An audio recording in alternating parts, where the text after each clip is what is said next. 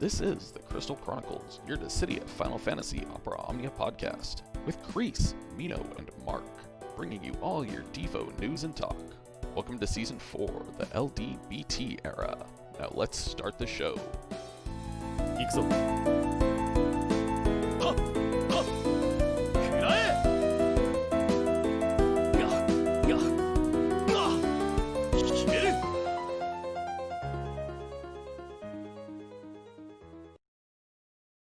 Welcome everyone to episode 112 of the Crystal Chronicles. I'm your host Mark, and I am delighted to be back with you this week. A special thanks to our good friend and co-host Kreese, who got together with Arrow, Black Cloud, and who else? Macnol was on that stream, kind of an impromptu stream. So thank them. Make sure you check that out. It's on the podcast and on YouTube as well. Special thank you to Hate13, to Dreamy, to Ryan is the Bomb. Who else am I forgetting? For the intro, that's music. Ryan is the Bomb did the music. Hate13 did the intro.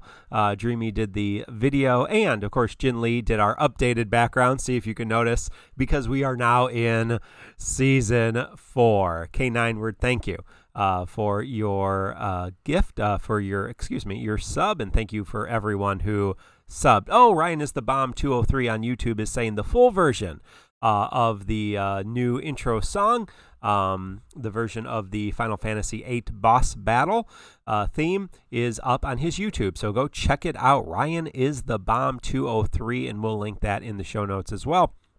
Make sure you check that out. Great arrangement. Thank all of our talented people for the great work that we do to make this show happen. Well, hey, we have a special guest. Mino's internet's still a little wonky. He is here with us tonight, so hopefully nothing goes wrong, and my computer's still in Texas. But we got it up and running, and I am in the new palatial In-N-Out Burger Studios recording, and hopefully from this point on there will be less and less technological errors. But we did get a special guest on this week, and that special guest is Inkwelder. I'll introduce my co-host as well here, but Inkwelder, first and foremost, how are you doing off the heels of a brand new infographic rework? I am doing really well. Thanks, Mark. We're riding the high of the new template. The new template is awesome. We love it, and it makes our jobs actually a lot easier too. I don't know that it'll lower the 10 to 15 hours we spend per graphic, but it should lower it a little bit. So yeah, we're really pleased with it, and we're really glad that everyone has given us such nice appreciation for it. So thanks. Awesome. It is beautiful. Make sure you go to tonberrytroop.com and check out the new infographics. We shared them on Twitter and Facebook as well, as follow them on Twitter and Facebook as well. All right. So I'm also joined by my good friend and yours, Kreese. Kreese, how are you doing? I'm in a little bit of pain tonight. I burned myself cooking dinner, and I'm trying to nurse those burns a little bit and keep myself sane right now and keep myself okay. But otherwise, I'm doing okay. All right. Well, we're glad that you are here. Incidents aside, Princess Lady, thank you for the gift subs. Thank you for the gift sub. And I'm also joined by Mino Spellgood. Mino, how are you doing tonight? I think I'm dying, Mark. Work is killing me. Every morning, it's just a pot of coffee, and then after work, it's just like half a bottle of something. It's uppers and downers. I don't even know what for. This is I don't think I'm making a big difference in the world with all the time I'm dedicating to work. I'm having a crisis right now. I think I can feel a stress ulcer developing in my stomach. Well, I don't really have a good answer for that, because we are living in ridiculously stressful and horrible times. So find some time to take a breath, take a moment, find your inner peace. Practice meditate. good health. Practice good health, exercise, eat well. That's about all we can do. Try to survive every single day, because it's crazy out there. I hope all of you are surviving in this crazy time, and maybe finding a little bit of solace in a new era of Dissidia Final Fantasy Opera Omnia, which is why we are here tonight. So I hope you're all excited about all the things we're going to talk about. But hey, before we talk about that exciting things, let's go into the news of the day, including last week's TCC Challenge. We actually have a couple TCC Challenges tonight. But first and foremost was Sherlotta TCC Challenge, Someday Never Comes. And of course, the bands were Synergy, as well as Garnet, Arciella, Kefka, Ragin, Eldenarsh, Aranea. The extreme challenge was either use Chocobo or Spirit Moogle Summon and no friend. And here I'll pop up all of the regular winners and extreme winners on the screen while we are talking. Very, very good, and congratulations to all of you. Wait till we get to the next extreme challenge because, yeah, it's a doozy. But we did get tons of maintenance, and with maintenance, a lot of quality of life. Bonus to summon board points based on player rank. So if you are base rank, you basically get plus 45% to your points, or if you're at it works to 443 base points and then 295 wild points just with your rank, regardless of double XP or your Moogle Pass, which we'll talk about in a little bit. So nice quality of life change. The board grind is easier with this new quality of life, and gives you a nice excuse to max rank if you haven't been able to max rank. There is a Memoria Theater quality of life. You can watch scenes sequentially without returning to the menu. So if you like to rewatch those cutscenes, I know Mino does. That's there for you. We also got a new EX token exchange. Includes all of the EX weapons. You will get those with the next Cactar shop, the August Cactar shop. You'll be able to get those tokens, and of course with the Moogle Pass, which we'll talk about in a little bit. And just to be clear, everyone, these EX tokens are different EX tokens from the EX tokens you got from the Dimensions End. So it's a different shop altogether. You cannot use the EX tokens from the Dimensions End stuff. So different shop, you cannot use those tokens to get any EX weapon. Yes, and the TCC challenge slide should be on. I just leave it up there for a little bit while we talk, so people can read those names and Google them in Facebook, or Google them in YouTube, and check out all those wonderful content creators. So you can now sell realized weapons for a piece of your nugget investment back. So if you want to sell, I think it's 20 nuggets if you sell a fully realized armor or weapon. So, you know, it's not the best thing in the world, but it is something that you can do if you need to. I'm not sure I'm going to go ahead and do that anytime soon, but I'll open it up to my co-hosts here in a second. We also have the quality of life update, which means all of your daily quests. Normally it was, do 5 missions, right, to get all your quests. That is now folded into one quest. So you do one thing, you kill your giant cactar, and you collect all your things for the day, all your quests. So if you're, have a day when you don't have any time today, a lot of time to play, all you have to do is log on, kill your big cactar, and there you go. It is my done. Daily playtime from 5 minutes to 1 minute. So thank you. Thank you. We don't like to play this game that we like to play. So, and you can get Squall's costume. It is a rerun of his uniform. So, and pick that up. So and we'll get into the community stream next, but any other thoughts on that, Inc., the quality of life updates, anything you wanted to highlight or share? Some people have been asking, like, hey, we've got all these tokens now. Whose EX should I get from the shop?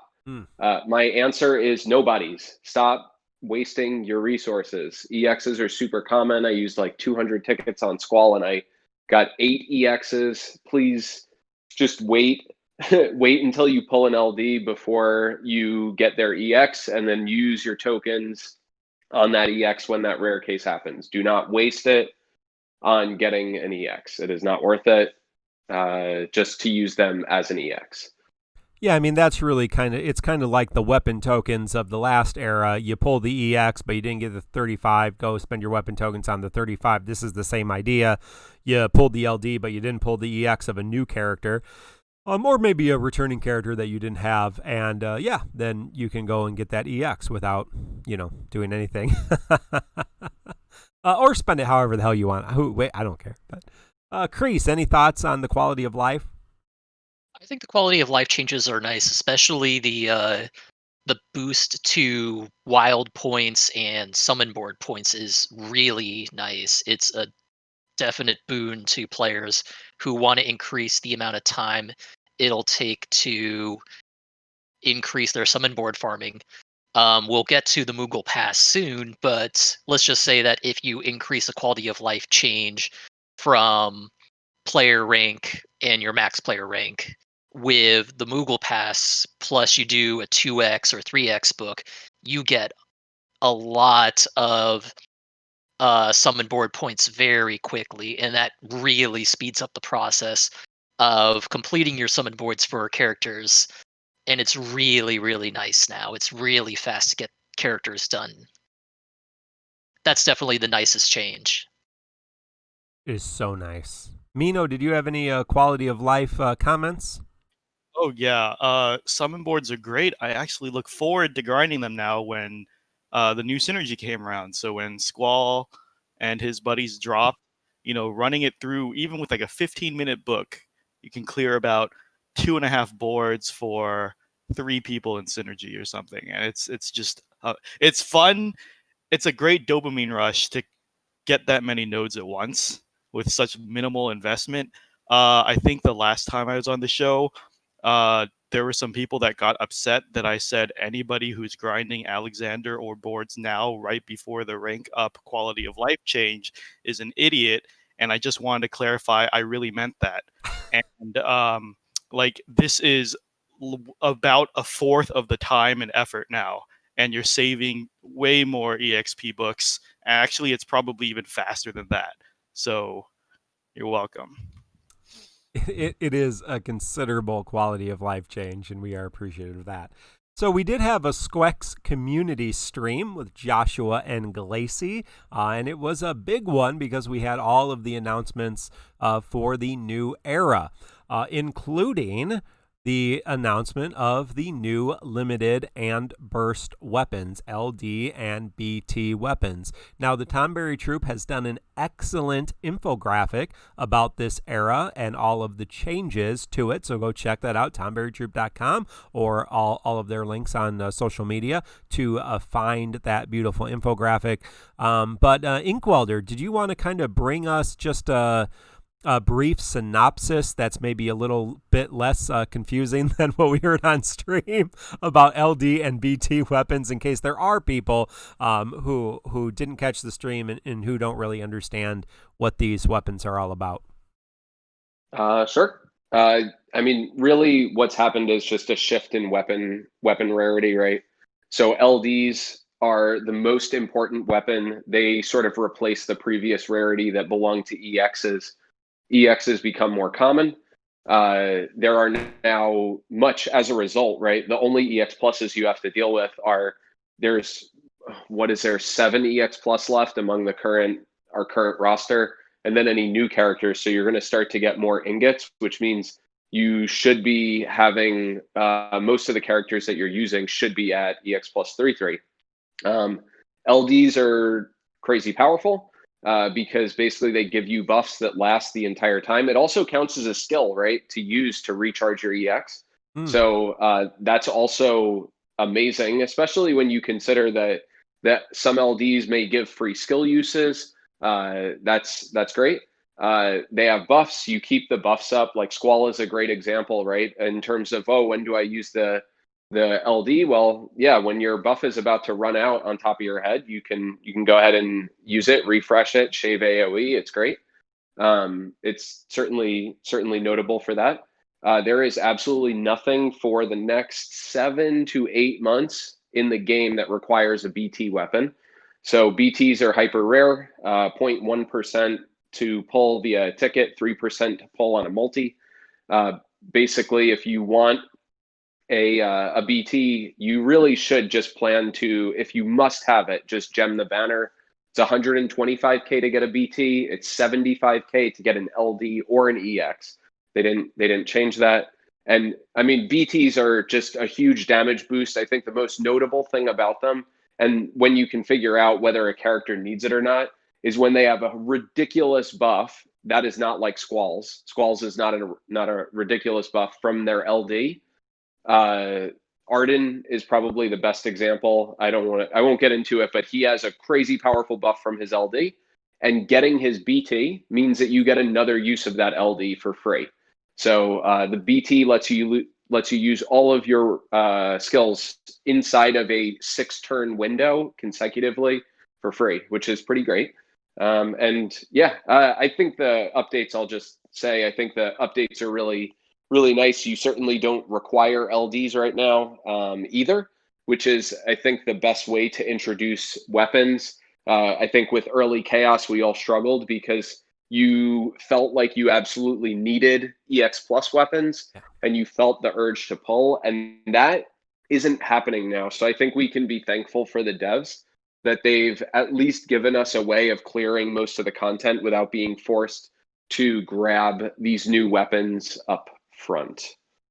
To add to that really quick, as Ink is saying, he said for 7 or 8 months, BT weapons won't be required for progression clears. And that is correct. I believe there's been instances of non-BT clears of all content for a while, but anyone following JP knows that, you know, this latest Transcendence, I don't think anyone can do it without a BT. So if you want to do a progression clear of that right away, maybe then BTs are seen as necessary. But the point is, because of this like long lapse of time, the devs are giving us 8 months plus to collect BTs, so we're ready for this. So this is just a really long preparation time, and you know, take advantage of it. You don't need to grab every BT, but just build a small collection when you can.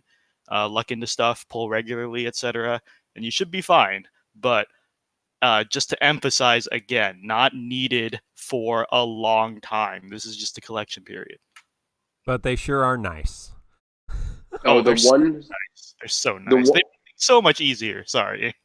The one thing I want to mention is that every single banner, because this happened a lot in JP especially, every single banner is triple EX. Plus, if you see a banner with 4 people on it, like for example, the Tifa, Gilgamesh, other person, and Squall banner, that banner does not have Squall's EX on it. So note that there's only 3 EXs on every banner. And banners that have a 4th character on them, it may be, and there's only 1 LD on a banner. So if you see an LD like coming up, it'll be Garland's LD. There isn't going to be Squall's LD on that banner. So you want to check the banner info before you pull, and make sure that you're pulling the right banner and that you're shooting for the right weapons. Yeah, the burst weapons will cross over to 3 events or 4 banners, because each of the Heretic or Raid events always have 2 banners, like our current banners. But, you know, Squall will be on Garland and Squall will be on Amidatelion. And so the burst weapon will be there, but the LD and the EX will not. So if you want the LD and EX, you know, you want to pull for them early. If you luck into it, then hopefully you can go back and pick it up later, or, you know, you just have it. But yeah, the LD really are the prize, because they are, you know, they're not only an additional ability, but they're really a rework in a weapon. Just like a lot of the EX pluses have been reworks kind of built into the realizations, these are reworks built into the limit breaks, just a normal limit break with power stones, or, you know, if you end up with 4 Squall LDs like I did, and not saying why that would have happened, but then, you know, every time you limit break the LD, it gives you additional bonuses like we're used to with EX realizations. So yeah, Kreese, any other thoughts, just kind of basic thoughts on LDBT? We've talked a lot about it. Had Black Cloud here a few weeks ago talking about it too, but any other thoughts? I think you've all hit the main points so far, and I just want to reiterate that I think for at least now, the real prizes on the banners are going to be the LD weapons. They're the real powerhouse weapons. the BTs are like the prizes, or like the real, or like the prizes, the bonus prizes, and what you really want are the BT weapons to help you, or the LD weapons to help you get through content as best you can, and the BTs are like what you want as like the things to help you go above and beyond, or the things to help you just have more fun, I think is the best way to put it. If you just get the BT, you aren't gonna really get anything else beyond that. I don't know. I'm having trouble saying what I want to say. The Yeah, LDs are the real prizes. I think is really what I want to say. you Sorry. want your car to have seats, but the car needs seats. You got to have a seat in your car to drive the car, right? But it's nice to have leather seats. So I mean, it's kind of like that. You can drive the car with cloth seats, or with a paper bag seat, whatever it is, bucket seat, whatever. But those leather seats are really nice. And the LD and the BT is the same. I drive standing Yeah, up. I mean, unless you're unless you're on a scooter, then. But yeah, for those of you who have mopeds, I apologize. The BTs are gonna make it easier for you to get through content, but the LDs, like if you get Squall BT but you don't get his LD, then you're gonna have more trouble than someone who gets Squall's LD without his BT, is what I want to say. Yeah, I haven't done enough co-ops to run into BT-only squalls yet, but I did remember that in when I played in Japan, because I played on this event in the Japanese version of the game. So, yeah. We tried real hard on the graphic to show that your BT is actually worse if you don't have your other weapons maxed. And I hope that comes through. Also, if a character has an LD, you should be using them with it. Don't think that Garland, his last chapter came, his EX Plus is now better or anything like that. If a character has an LD, they need it. BTs are optional, but if a character's best is an EX Plus like Auron, that's all he needs. That doesn't make him worse than an LD character. The devs have designed these characters with all of their weapons in mind, and the only thing you need to know is that the BTs are optional. The only thing I have to add is I really like the LDBT system, because we always expect them to add more weapons, or they're just going to add more abilities. And honestly, they could have given us another, like a stronger version of the what is it? The 35 CP thing, right? Like just another ability that's a staple to the kit, and I would have been happy. That's what I would have expected. But I think they did something really unique, because the LDs are a bit different in nature. They're much more loaded, and you have to use them a little more strategically because they're much less uses, right? And the BT, again, is also a power-up, but it's a little different in nature than the average ability. So the way that they complement kits while not just being an extra ability to use, I feel like was very good design. Yeah, I really like the idea behind both of the weapons. So we'll talk a lot more about them as we get more and more. We're going to talk about squalls tonight as well. All right, we did get the calendar of events. I'll just go over it real quickly before we move on to the Moogle Pass. Of course, we have this raid event with Squall's LD and BT, Auron's EX Realization for the first time.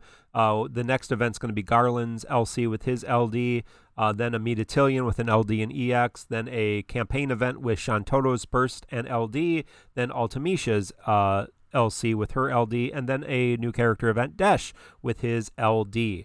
And then Squall's on 4 of those banners burst, and Toto's on 4 of those banners with her burst. Now, the other exciting news, as if there wasn't enough, is the Moogle Pass. Not Mog Pass. Oh, no. The Moogle Pass is now available in Global. This is something we've talked about quite a few times. There are 2 versions. There is the regular old version, which gives you bonus points to training boards. Those are your training board points or character points in Japan.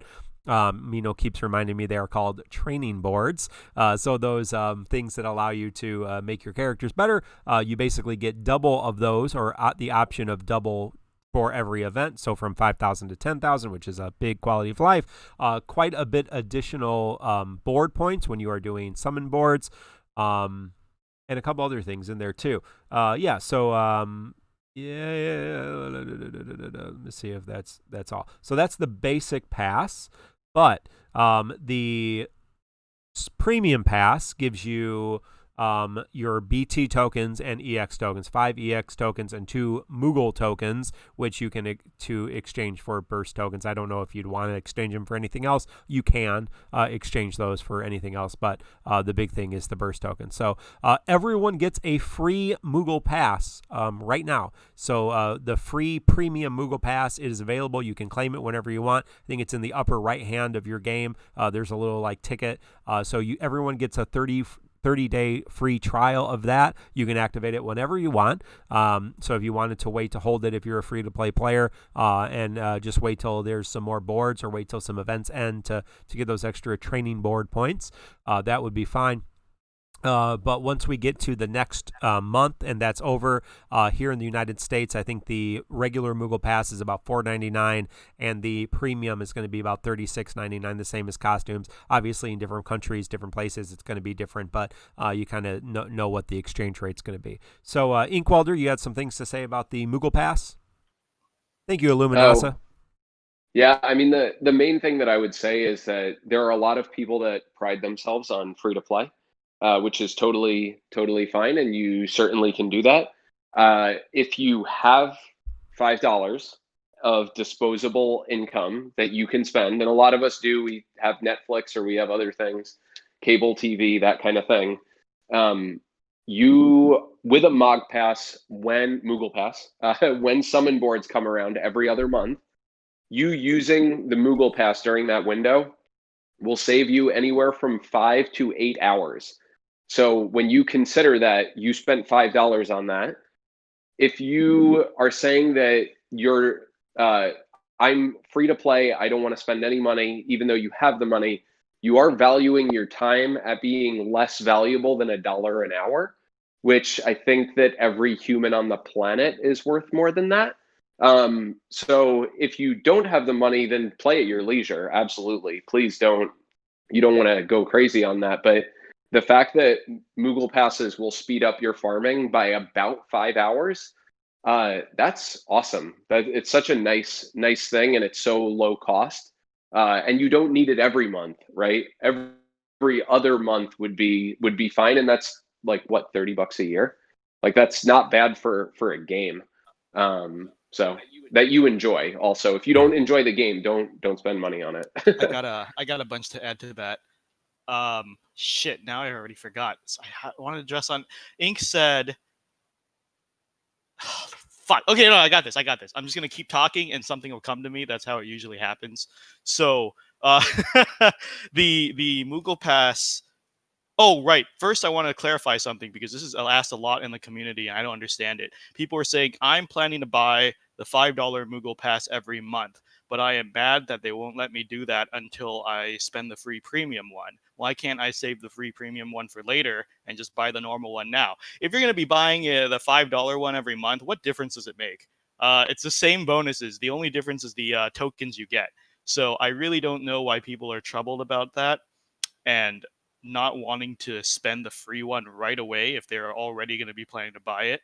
The other thing, as Ink said, is Moogle Pass is 100% worth it if you are a regular player. I can understand if you play DFFOO very casually, like you barely do boards, you just want to do your daily quest, collect some gems or whatever. Like then, yeah, paying a subscription to speed up farming isn't worth it.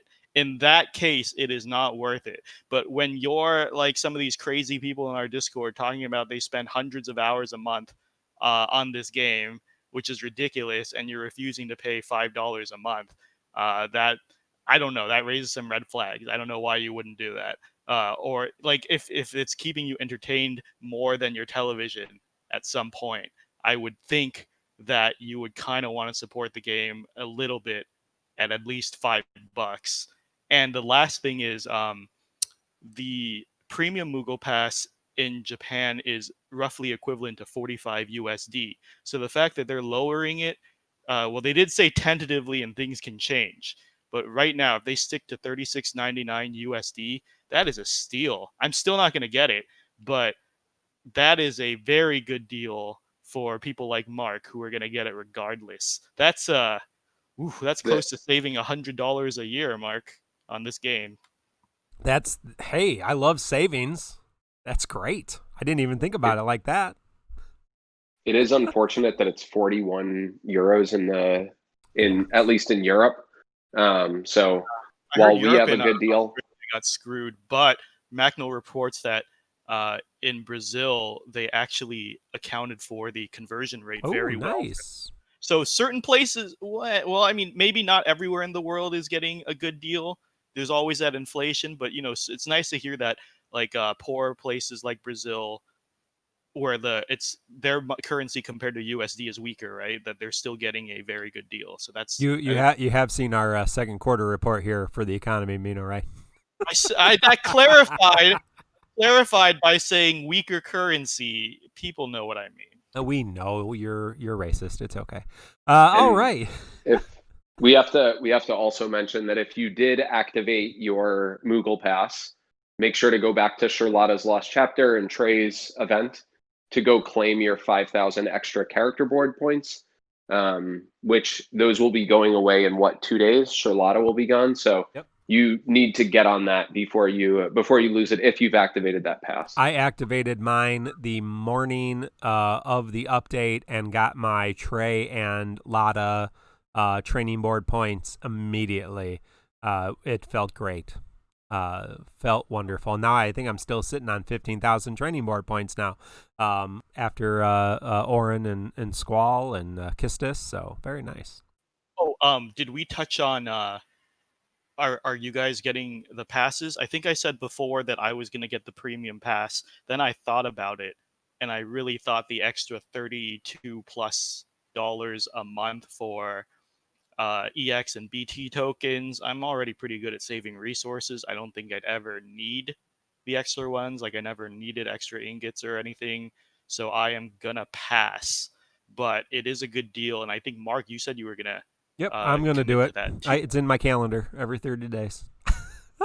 It's $32 extra for some tokens. I mean, I guess for some people it'd be worth it, but I feel like the people at Square, or basically it's like how we were thinking about the TCC Challenge this week, right? Like we did it as a joke. We didn't think people would actually do it, and then a lot of people are doing it anyway, so they just kept it. I'm pretty sure it was an April Fool's joke at first, but I think it's racking them in a lot of money. Ink, are you getting any the expensive pass? No. I think it's nice that we got one for free because it means that, let's say that you're low on resources and you luck sack an LD. And you're like, oh no, I don't want to chase, like I got the LD on the first pull or on a free pull. You actually, like if you wanted to save your gems and you had the $32 to just upgrade to the premium, you can do that, get your extra EX tokens. And because we already got some, we got half of an EX for free. You can basically pay to get the rest of the EX.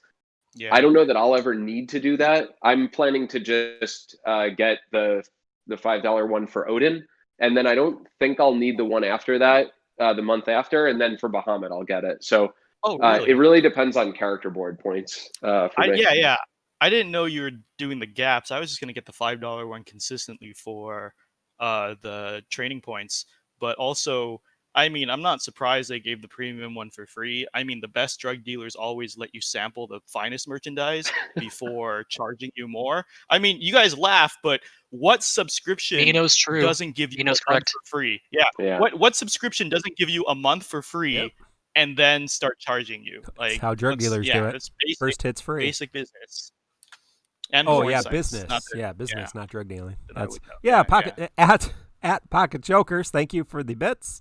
I mean it's a great $5 is a great investment to make the game a little bit more bearable, and it will get better with the artifact quality of life in Japan right now. So it will keep getting better. It's the Moogle Pass is the gift that keeps giving. Well, hey, we also got stream rewards, and those came to us this morning. 1 Power Stone, 20 draw tickets, 10 armor tokens, and 3,000 gems. Thank you all Mark, for participating. Sorry. Yep. I never really got to give my input on Yes. Moogle Pass, I just want to give my 2 cents on it before we move on. I thought you were going to say $5. Your $5. My 2 cents on Moogle Pass. On it. Missed opportunity. So, Kreese, tell us your 2 cents. Okay, So there's two aspects to the Moogle Pass that I think are worth mentioning. Number one is the double training points aspect to it, which is really the aspect of it that you can't get around. It's the one thing that you get that you can't get anywhere else. You can't farm for it. You can't get by just playing more of the game because they're limited. They are an aspect that you can't get by just playing more.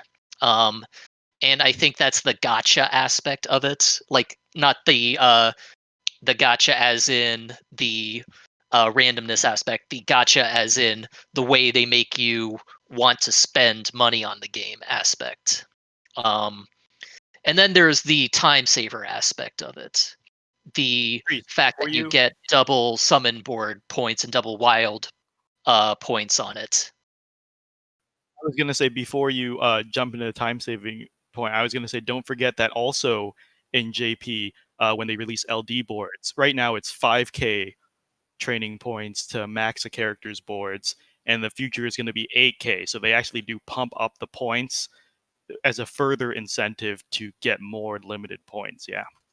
Well, that's a fair point, but we're still several months out from that. Yeah. It's something to keep in mind, but it is we're a long ways away from it too. Mm-hmm.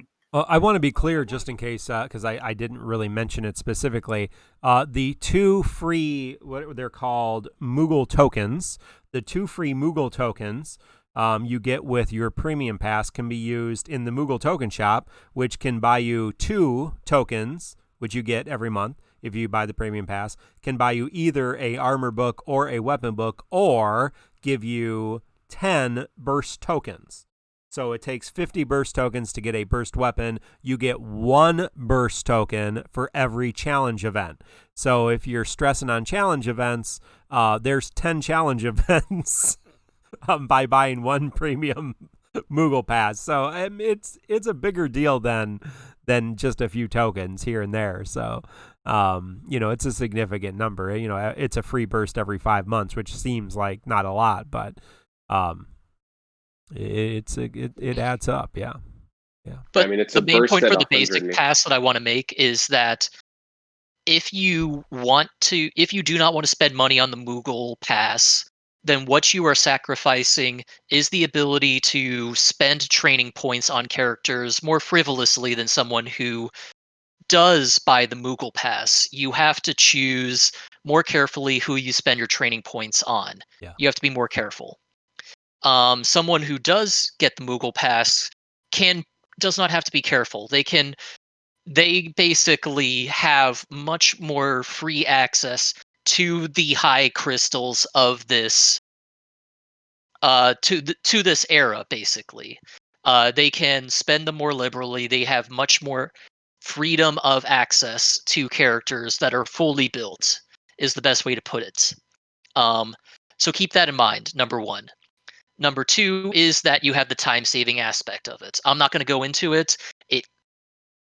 It's as Ink said, it's do you value your time? It sucks. It's a gotcha. It's a stupid aspect of the game. We all hate it. We hate that we have to spend money for this. If you want to know more about this, you can look at all sorts of YouTubers who spend a lot more time and do it much more eloquently than I do. So that's all I'll say on it. And in my opinion, the premium Moogle Pass is not worth your money. That's my personal opinion on it. Fuck no, I really advise against it, guys. It's $32 for a 1/10 of a burst weapon and a half of an EX weapon. That's really garbage. Is SQEX Joshua here? I think everyone should buy the premium Moogle Pass. Just I'm all about selling the merch. So it's rather you guys buy the costumes and the weapon skins coming in the future. Buy it all. Buy that. Buy it all. Shit, yeah. Buy it all. You didn't go on vacation this summer. Use that money. Use that money to support Defo. Come on. Hey, well, let's move from the SQEX community stream to Trey Event, which we introduced last week. It was hitting just as we were gathering together, so we didn't have time. I've said it before, guys. I'm no shill. Yeah, well, not all of us can be shills, that's for sure. So, Trey Chaos saw 2 Tier Eyes, which bosses we fought many times before, and then 2 Evil Gazes, who were big old pains in the butt. And perhaps the worst part of this fight was the very tight turn count. Now, Kistis was able to delay them, of course. Trey was able to do damage on turns besides his own, so that helped with the turn counts. But it was a challenging fight. Now, there were the other aspect for this is that the Evil Gazes also would go into stances where they would break their targets regardless on their brave, regardless on whether they dodged attacks, regardless on how much damage they took. Yeah, they have guaranteed I found that out when breaks. I brought Snow, and he got broke all the time. So it was a little bit more of a challenging, as we ended the EX Plus realization era, a little bit more of a challenging fight, but we have so many tools that there were all kinds of creative ways to do it. Did anybody, Ink, did you want to share maybe how you tackled this fight before we go to the TCC challenge? I mean, I'll just say I did the event with Kefka, Kane, and Rydia. Oh, nice. No support, no healer, and Eldnar's friend did 75% of the damage in the last wave. So even for how hard, and it was exceptionally difficult if you didn't use an Eldnar's friend or a Kais friend, probably. But the fact that we have access to friend units that can make this a lot more tolerable. Yeah, I mean, I was in no danger in the entire fight. I spammed skills the entire time. Like a young kid that didn't really know how to play could probably have played the game outside of the Eldnar's friend, which does require thought. Eldnar's friend makes this manageable by far. My team was Garnet, Alphino, and Snow, and the only reason I was able to make that team work was because of an Eldnar's friend. I would not have made the turn count otherwise. I was safe. I was safe otherwise. I just could not have made the turn count without the Eldnar's friend. I would have been about 10 turns over. Yeah, the Eldnar's friend really can cheese the fight. Now, remember, we also have now Auron fully realized and Squall LD. You can bring, if you got Squall's kit, you can bring Squall back in there, and he can do a lot of damage to these things pretty quick too. So if you're still working on it, you have a lot of options. But let's talk about TCC Challenge because we thought we would do something funny, because we're funny guys and gals. So the Power of Knowledge TCC Challenge, we banned Synergy, which was Kistis, Fran, Trey, and Lotta. We also banned Kais. He's really helpful in this. Arciela, Kefka, obviously, with the HP silence. And Eldnarsh, because, hey, Eldnarsh is great. And their friend units as well. We only banned Eldnar's friend for this. Yes, only Eldnar's friend. Aranea was allowed. This is a pretty difficult fight, so especially without these characters. So a lot of people, bringing back Aranea. Now the Extreme Challenge, which was kind of a joke based off of some off comment someone made about the TCC Challenge. We said the Extreme Challenge should be no breaks. Do it with no breaks. The joke being that the bosses have guaranteed breaks. So we said, just kidding, this is impossible, don't do it. Macno put a little disclaimer out after we did this. I talked to people on social media, and we did in our Discord, this is just a joke. There is no... I did an off stream too, where I specifically said, we don't think this is actually real. No one can actually do this. It's impossible, don't try it.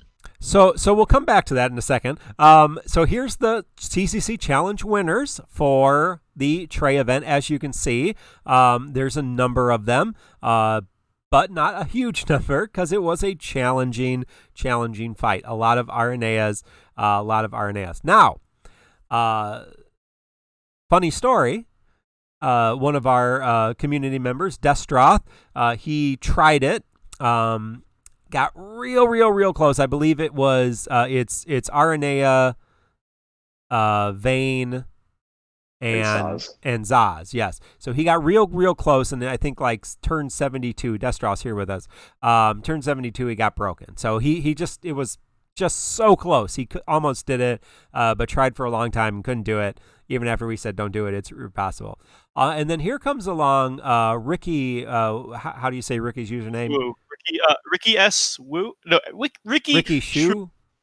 Whatever. Ricky. Look, Ricky. I'll give a little background on Ricky.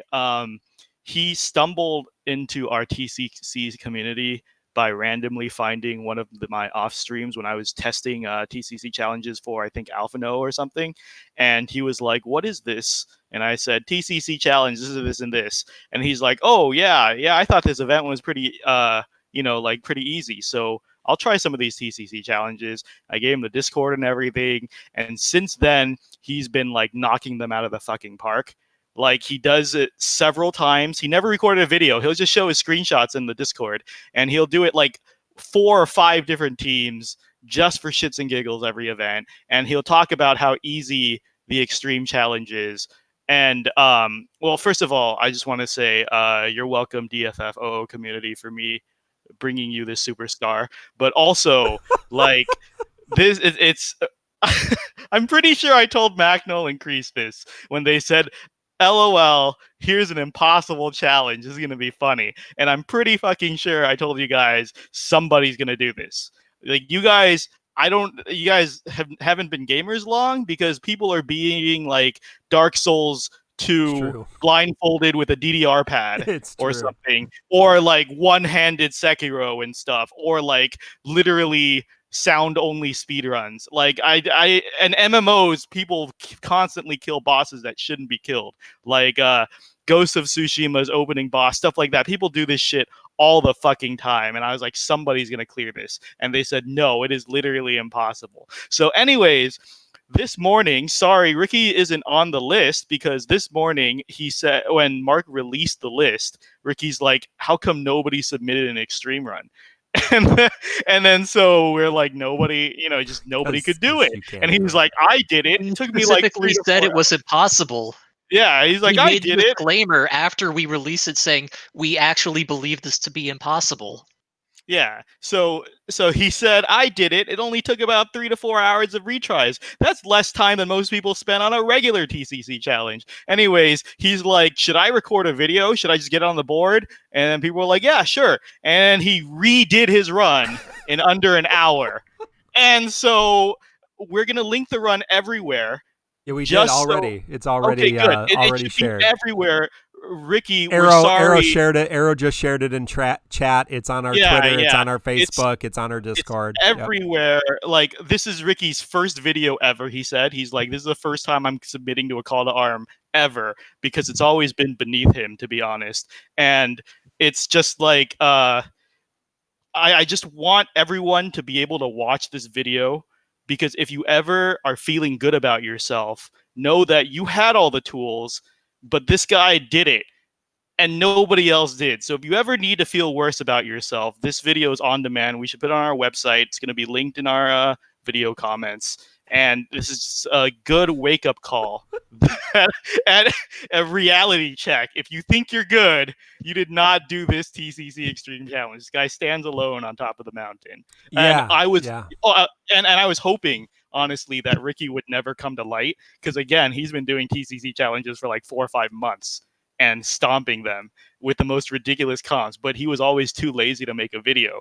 So I always hoped he would be our buried little secret in our Discord. But now that he's come out to the light, we got a new contender here, guys. Yeah, Ricky just did the challenge quest for the current event with only 35 CP weapons. So no, not quite, but there's always someone who's going to be the best, and today that man is Ricky. So Ricky, I think he's the best player, hands down. You are today. You are the best player in Defo Global. Congratulations. I've been in this community 2.5+ years. This is the best player I've ever fucking seen. Until someone dethrones you, we're giving you that. You're the TCC official best player of Defo Global. Congratulations! But special shout out to Destro who got real close and did it as well. The two of them. We just got tons of great people. Everybody who does those call to arms. Everybody who does those things. A lot of people who don't do them but are still really good. There's just a lot of good players in our community, and it's fun to see the kind of crazy stuff they come up with, including impossible challenges. Nothing's impossible if you believe in the heart of the characters, I guess. I don't know where that went. All right, well, we have another event today, if that wasn't fun enough, and that is Charging Power, 128% Jeez. Soul Cannon Raid. That brought us a rework, a realization, and Squall's BTLD. The rework in EX Realization is Auron, one of my favorite characters, my favorite character from Final Fantasy X. Kreese, what did Auron get in his rework and EX Realization? He got a lot of nice little bonuses, because if you remember, for some reason, in his 60 Awakening, Square tried to posture him as a melee attacker debuffer, and they tried to do that by making him very contingent upon having debuffs active to be at full power, and they kind of just said, nah, we're going to fix that and make him no longer be contingent upon that. So they switched all of his passives being activated upon debuffs, and now they're all just active upon buffs. So that fixes a lot of his problems, number one. So he's now just active upon the get-go, especially if you fully realize him. So now he starts with his buffs active, all the nice stuff, and because he's active with his buffs active, he now gets started because he doesn't put his debuffs active, number one. Just so you guys know, Auron is a debuffer. He's one of the big characters that can put the melee resist down debuff on enemies. Actually, is he the only one who can put melee resist down? He's the only character, right? I believe, right? No one else Gilgamesh. can do that still, right? Gilgamesh. Oh, Gilgamesh can do that. Character in the game. He can do it for one turn at a time, and he can do it He on. can do it. He can do it so infrequently Auron because is the you have only to do it on a turn consistent. that doesn't dump Brave. So I don't even remember. Auron is the only consistent melee in parallel. He's the only one who does it in a reliable way that you'd count as a real way to do it. Sorry. Anyways, sorry. Auron no longer is contingent upon debuffs being active to be at full power, is a good way to put it. Anyways, he gets a lot of other nice things with that. His rework also gives him a unique buff that, does nice things. It kind of folds away some of his generic buffs, not all of them. So he gets up and going a little faster, which is nice. He also gets a lot more AoE damage. So Banishing Blade now does splash damage. He gets a lot more brave hits, which is kind of nice. Let's see, other things he does. Purgatory now does AoE HP damage. I don't think it did that before. I think it was just single target HP damage. You'll have to correct me because I have not looked at Auron's kit in so long. Yeah, and all of his buffs are now AoE, or debuffs, excuse me, are now AoE. So he procs them on now everything. AoE. He can apply them all. He gets a lot more ability counts of Purgatory. So he's at 15 ability uses across Banishing Blade and Purgatory. Awesome. His EX, when fully realized, now has a faster recast speed. So I believe, based on experimenting that other players have done, I didn't fully realize him. It's about every 2 to 3 ability uses, right, Ink? About 3. I'd say every 3. It's about 3. Yeah. Mino? Okay. Auron is 2. Three. No, Auron. No. He's two uses to get his EX and 1 skill and 2 HP plus. Let's. I've one been, skill, I've been 2 playing HP with him plus. all day. Yeah, I've done this challenge quest like 6 and times. His HP plus is great with multiple enemies. His HP plus, like, you can sit on that thing. It hits real hard. Yeah, his HP plus is really nice. So guys, his Brave plus is pretty solid 3 Brave. His HP plus is an AoE Brave into a single target HP attack. It does some splash damage. Oh my god, his EX ability got fixed. Because if you remember, his EX ability was relatively early in the EX era. It was an AoE Brave plus AoE HP attack that did split damage. It had a delay mechanic. It did melee resist down. It was okay for early EX era. Now it's multi HP dumps. It still does split damage, but it has so much overflow now that it actually does decent damage despite the fact it's split. And because it has multiple HP dumps, and it has multiple HP dumps. It has multiple brave hits. It has the delay mechanic in it. It's so much stronger now. It just feels better. Even just realize it feels stronger. I don't even have them fully realizing it just feels so good to use now. So just I felt like it's pretty notable. Other notable things for him, he still has a pretty nice int brave and max brave down debuffs because he deals them to all targets on Vanishing Blade. It's pretty nice. He applies melee resist down with both his EX and skill 2 Purgatory, so he can keep that up pretty reliably. He could do that even at level 60. He was relatively slow, but he can do that pretty reliably now because he does it to all targets on both his EX and skill 2, and he has enough uses of both to do that. He starts with EX fully charged. I already mentioned that. I think that's all the big things. His HP plus is pretty solid. He has a lot of good skill uses. I think that's all the good things that I have to say about him. Delays, a lot of HP damage, HP splash, AoE, Brave Shave. Yeah, he's nice and solid now. If you're running a melee team, he's a nice solid unit to stick in there because he's going to make everyone on your team hit harder. And for this event where all of your synergy units are melee damage, he is a great unit to have in there, especially for this challenge quest. I think he is like the number 2 pick for the challenge quest because of that, right? I'll run over that at the challenge quest. But I'm just mentioning that because he is a solid pick for this event because of that melee resist down, the AoE Brave Shave. He just fits. He's going to have a lot of synergy bias for this just because of he fits in this fight so well. But he got a lot of nice fixes for his kit, and he's really solid. Ink, did I miss anything? Do you have anything to add in? I think because his base skills are so strong, that's why, especially his skill 2 is 100% AoE. And so his overflow is really low. And while that is his biggest weakness, it is very easy to fix that with all of the stolen overflow supports that we have. I want to say we have 15 or so. I'll check it because we have a page that breaks out all of it, but it's a lot of people that you can pair with Auron. I think the most notable one is probably Quistis, because he imperils melee for her and she gives him stolen overflow, and they stack their max brave debuff as well. So it's pretty great. But I think that's the main thing. He really is a very strong, solid unit. And the iBrave debuff is very rare.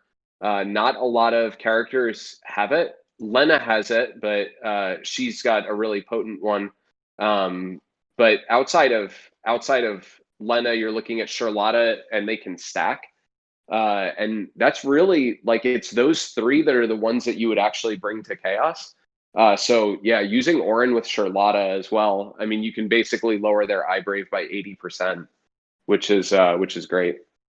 So I just think he adds a lot of utility that you will find that he does things for you against bosses that no one else in your roster will be able to come up with his combination of abilities, which I think is great. Okay, I guess it's my turn.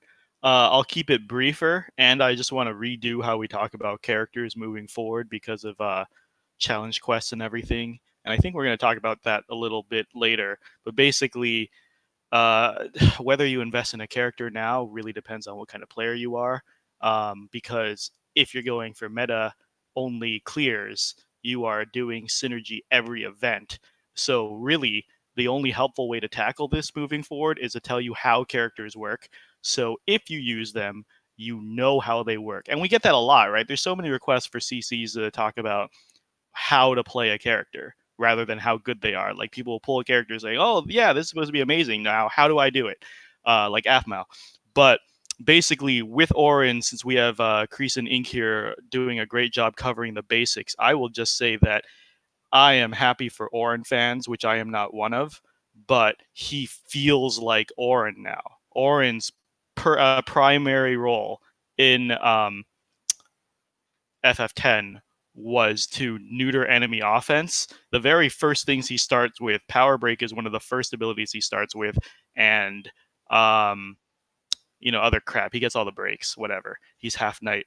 And the point is that now Auron in DFF00 really feels like he neuters enemy offense with the AoE delays, huge max brave, int brave down, really noticeable. And just the melee weakness kind of simulates his armor break as well as starting ability to empower melee damage dealers. He feels really good, and he feels like Auron. So I feel like any Auron fans, this is probably Auron at his prime right now. If you really find fun with that, I think he's one of the best debuffers enablers right now. As Kreese said, melee Imperil is just a fun thing to play around with, on top of very, very strong and consistent debuffs that he doesn't let drop and can apply to enemy waves in one go. Mark? Yeah, I am a huge Auron fan, and the thing I will say about this, this banner with the two characters that we're going to talk about, which is Squall and Auron, who are the newer weapons and newer reworks, is they're both fairly easy to play. Yeah, I mean, like any other character, they do have a skill ceiling. You can play them better than others, but not so much like Eldnarsh or any character. Thank you, Res Foina, for hosting. Always check out our good friend Res Foina and her wonderful content on YouTube and here on Twitch. I think But that's yeah, a good point to make. Both of them are very easy to play. Both of them are push buttons, and they will do a lot of damage. yeah, and they are they are easy to play, and they do what they're supposed to do, which is do lots of damage. And he does great in barrels and great debuffs. So, but yeah, he has a ton of skills now, and so it makes him much more readily easy. Not to mention his Brave Plus and HP Plus are now usable. His AA is actually really quite good. And he gets 3 uses of it, and it's a damage dealing AA. So all around, he's just 100 times better than he was. And I used him back in the EX era. I got his EX back then because he is one of my favorite characters. So yeah, if you get him, I don't think you're going to regret him. But again, as Mino said, the hardest events right now, the hardest content is going to be challenge quests for a while, and so you're playing with synergy. And so if you invest in a character for a challenge quest, you're going to use them in that challenge quest, and then maybe not again for a while, especially if that character's not a burst character. The burst characters you can bring into other things, but if you don't care about challenge quests, then yeah, and you really like characters like Auron, you're going to be able to use him through all kinds of chaoses and have a good time, especially if you pair him with another melee character like Squall. So, yeah. I mean, I would just say that I don't think that all chaoses are going to be pushovers like the basic ones. Challenge quests are certainly more difficult, but they're not difficult if you have the characters. They are difficult if you're trying to look at it as a puzzle. But I would be curious. I feel like Amidatelions event was actually tricky from a chaos perspective. And we can already tell that the challenge quest chaos is tweaked. They have different, it's completely different to, or at least the thresholds and the behavior can be a little bit different for that to tweak it because you don't have a friend unit. Yeah. So I feel like I know that when I played JP for a very short time, I used Quistis and Auron together for Amidatelion, his event, and they crushed it. And I had tried a lot of other teams and they could not crush it. So it also might be that I couldn't read the game, but I still think that I don't think that all chaoses are going to be pushovers. That's fair, Ink, and I wanted to save this at the end where we have the challenge quest discussion marked. I had a big thing with that and to discuss challenge quests in general there, but to address what you said really quickly, Ink is saying, yes, if you're going to be hardcore and try to go for all the challenge quest completes, you will be pulling regularly for synergy. But the normal chaoses will be tough enough that you can switch in anyone and use a lot of floating units like Auron. My counter is, if you're going to be hardcore, the most efficient way is to pull for synergy anyways, because the synergy characters will finish the challenge quest and the regular chaos easily, as anyone who has done this one has seen. You can use the same team for both and knock it out of the park. Of course, you can use floating characters, and if you're a more casual player, that is fine. If you're not shooting for every challenge quest and your only goal is to top each chaos, sure, invest in the long term. But I feel like if you're going to be the hardcore player that does shoot for synergy every time, that is still the more efficient deal to go for. And there are certain strategies to that. Gilgamesh is synergy for 4 fucking events before Lufania hits. So, like there are certain investments that are bigger than others. By the way, shout out to Gilgamesh.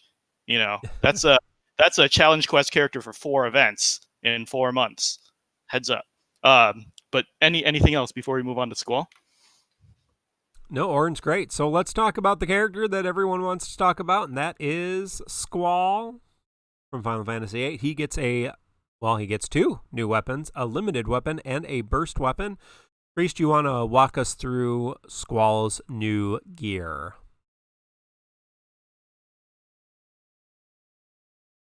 Priest? Kreese is muted on the line, I think. All right. Let me make Sorry, sure. I'm here. Yep, Once I had to go AFK for 1 sec. Sorry, I missed that prompt. I saw that. We're on Squall. Squall, can you tell us about Squall? What he got? Yes. So Squall did not get a rework, just to lead that off. What he did get, what has he got? He got his LD weapon and he got his BT weapon. His LD weapon was a mini rework though, because it did give him substantial stat gains to his attack and max brave, and it did give him a new brave attack and a new HP attack, along with having his LD ability.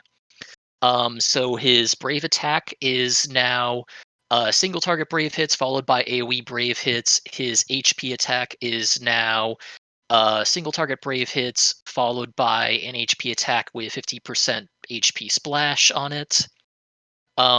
His LD ability, notable thing about his LD ability, for those who don't know, is that it does give him Solitary Lion when he uses it. So now he has a couple ways to refresh Solitary Lion. He is not locked to using Solid Barrel to get it. I don't know how many people know this, because I have seen several people in co-ops open with Solid Barrel to get Solitary Lion started up. You can use Rough Divide to get that going. Other things about Rough Divide, it is a big AoE brave attack followed by single target HP with massive 80% splash damage. It also gives Squall his new Roaring Hammer ability, which is a new effect that goes above him. It is stackable, so when he uses it, it gives him stacks of it. Note that even if the ability falls off, he just gets a new increased stack of it every time he uses his LD, which just gives him increased overflow and attack based on stacks. And his burst ability, Blasting Zone. Has already talked about the way bursts work, but the basic idea is he activates Blasting Zone, he goes into burst abilities, he can use all of his abilities for free during his burst, and then his Blasting Zone ability, once he finishes burst, is that he does a big AoE Brave plus HP attack, and he finishes with a burst effect that does increased HP damage on splash abilities. Big thing is, he's going to be strong for a little while just because he's the only character with a burst ability, and Squall does a lot of damage as long as he's hitting multiple targets. I think that's all I have to say. He's going to be really strong. Yeah, open with LD. Squall, Roaring Hammer has a lot of turns associated with it. It's 16 turns. So if you can space out those LD abilities, he can keep it up for what? It is about 48 turns, which is basically the length of a chaos fight. So you space them out properly, you time them properly. Roaring Hammer should not fall off. I think that's the key gist of it. His HP and Brave are very strong now. He can rely on them, especially if you give Squall a nice battery character. He will be able to use them pretty reliably. I think those are the good things. Otherwise, a couple things I've noted, nice reminders, is that Assault Trigger extends buffs when used. These include things such as Alexander's HP regen effect. Squall refreshes Alexander's HP regen effect, so he can keep that up almost indefinitely, is what I've noticed. So keep that in mind. That's a nice little nod, and thing to keep in mind. In my challenge quest attempts, I've had Squall maintain Alexander indefinitely when other characters have lost it.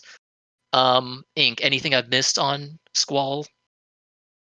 No, I think you covered a huge amount of Squall. The little things that I would say is, one, he feels real smooth to use. I did get excessively lucky with his kit, and even without his burst, his burst feels like you're jumping into a summon.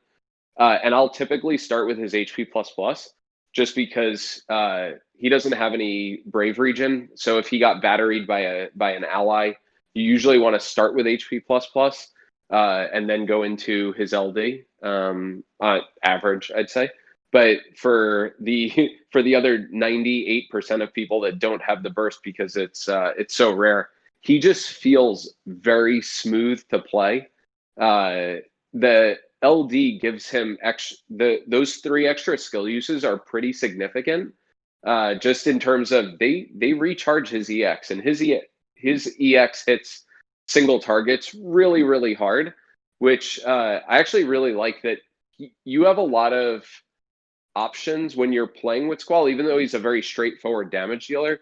The fact that you can use Solid Barrel to shave AoE, you can use Renzo Kuken to hit like just one target but attack both. Like if you want to respect the break order, it's really nice that Renzo Kuken just splashes and doesn't hit all enemies. And the LD sort of just hitting super hard on all enemies. It's very similar to High Wind, except it doesn't unbreak the enemy or anything. But Arenea's High Wind, they're very close to each other. Squall has more hits. He feels very smooth to play. Like it's fun to use him to figure out what sort of the best button to press is.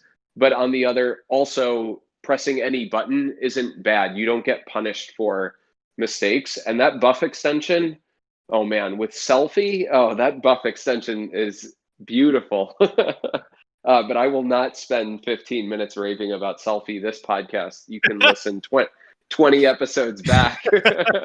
But he's really great, and it's nice that he's synergy for 3 challenge quests in a row.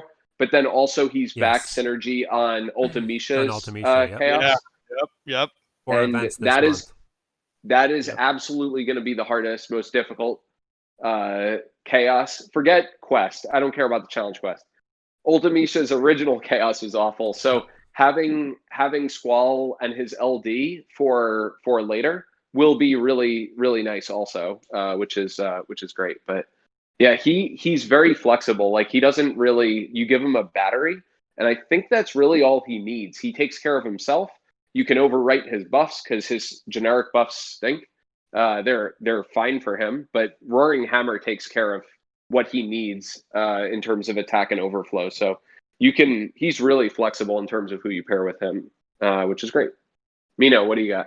Oh, cool, thanks. Like I said, both Kreese and Ink are here this time, so they cover all the technical stuff really, really well. So I'll just cover the spirit of the kit. Squall is the perfect example of how much the new tuning pass of LDBT brings. Like this is of course with JP Foresight, we can see what future power levels hold.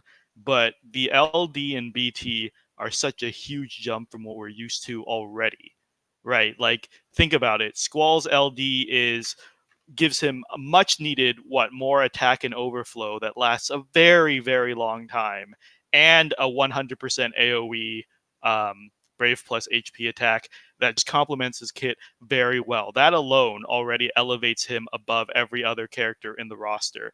And then you have the BT, which is not only showing you how much burst damage you can actually do in one go, and it's significant. I want to say a minimally built Squall is like 500k damage and burst, and that is very, very significant damage. And not only that, but the BT is just a free refresh of all of his buffs, period. You could be empty on skills that give him those crucial buffs. You could be empty on Solid Barrel that enable Solitary Lion, which gives him the plus versions all the time. You could be empty on the LD or whatever. Either way, anytime you pop it, bam, he is good to go right after the burst at full strength again. Because all of his, just a reminder, buffs and the burst state is a frozen state. Buffs and debuffs do not tick down. So he will refresh and leave burst state fully buffed and 100% ready to go. And that is just how much more power it is. Everyone is saying burst weapons are a luxury, and I reluctantly agree after arguing with Black Cloud for over a week. But it's just so much easier to play the game with a burst weapon. Do you know how hard it is for the average person to do a chaos fight without a summon? Like, ask people who attempt the TCC challenge, right? Like, just taking away the summon is such a huge deal. Imagine how huge a deal it is to add a second summon into the fight. It helps enormously. We always say BT is a luxury because all content can be cleared without it. Well, technically, I know I'm going to probably get shit about this in the Discord after the show too. Technically, we always say 0-3 EX, 3-3 EXs are a luxury over 0-3. I feel like an LD kit is a 0-3 EX plus, and with the BT, it's a 3-3. The power difference is enormous. It is noticeable, and it makes life that much easier. Anyone who's been climbing Entropy within the last month, like fresh climb, they know that a single ingot or two makes that much of a difference, shaves off that many turns, right? Like, I've been comparing a bunch of Squall runs since for data, and like a BT with the same team versus a BT-less Squall shaves off 20 plus turns in a fight. It is significant. But again, so when we say luxury, we mean you don't need it, but it is that much more powerful. And now, really quickly, I promised Macnol I would touch on this, is that there is this really dumb mentality in the community that pure DPS characters are shit, and that could not be further from the truth. Anyone who's played really, really difficult hardcore RPGs or does hardcore MMO raiding, you know that in MMO raiding, you get a limited amount of drops. And Kreese, correct me if I'm wrong, because you raid pretty hardcore in WoW, right? I mean, I don't raid hardcore, but I raid pretty seriously. Like, our guild is currently 2 bosses from the end of the final raid of this expansion. It's top priority on gear drops. DPS, tanks, or supports? We don't prioritize. Okay, never mind. Ignore everything Kreese just said. Progression rating, DPS get top priority over gear no matter what. Because the faster you kill the fight, the less mechanics fly in your face, and the less work the supports and the tanks have to deal with. That's always been the case at high-level RPG play. And we always talk about, when we say, oh, DPS are the fastest to be replaced, that's because DPS spots need to be up to date all the time. You can carry a really shitty support or tank, and they will do their job fine. Look how long Warrior of Light was milked. Some people used Rosa for like 8 fucking months because I don't know. Some people. But the point, yeah. But the point is, supports. When it comes to a support role, you only need to meet a bare minimum. When it comes to a DPS role, you need to be top of your class all the time. They get replaced all the time because that is the role most necessary to be up to date. That being said, it is without question that Squall is top DPS in the game right now. It is without question that if you bring a fully kitted Squall, he will make all fights much easier because they will end 20 to 30 turns faster than any other team comp. All right. And as we're going to talk about when we hit the challenge quest, like Kate Sith is the chosen support for this. He is garbage trash 10 months old plus or something, right? And I'm sorry to offend any Kate Sith fans out there, but you got to know he is probably scraping the bottom of the barrel when it comes. He is scraping the bottom of the barrel. Scraping the bottom of the barrel when it comes to support. And as we're gonna mention with the support, a support is only as good as their DPS. For some reason, you can clear this fight with Kate Sith if you have Auron and Squall, but if you have like Kate Sith and like Deuce and Lael, you're probably not clearing this fight. Magno wanted me to point out that supports are power multipliers. If you're multiplying crap, you're going to get crap.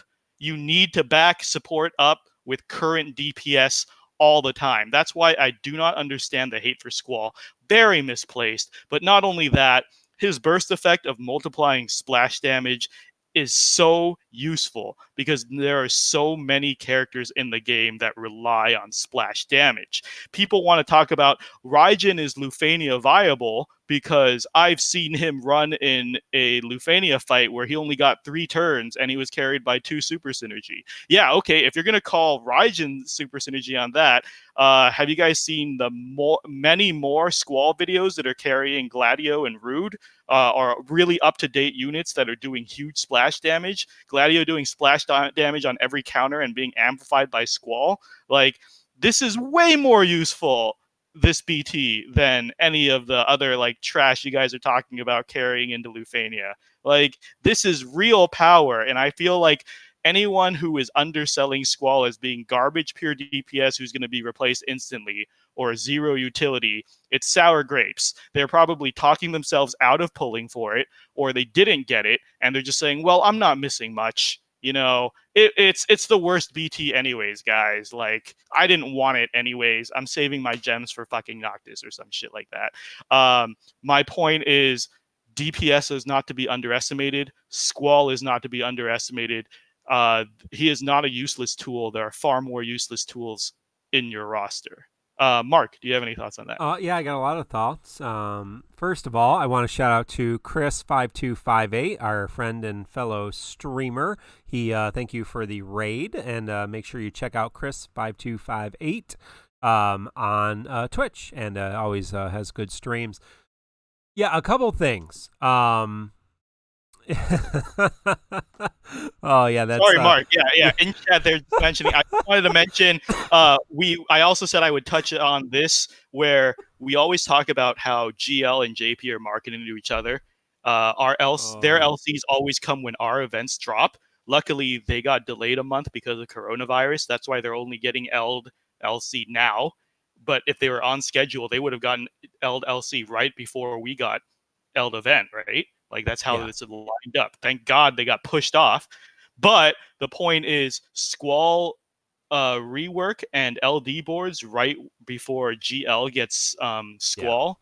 That's not a coincidence, guys. And I just wanted to address that it should not change your pull plans because he gets that power much later.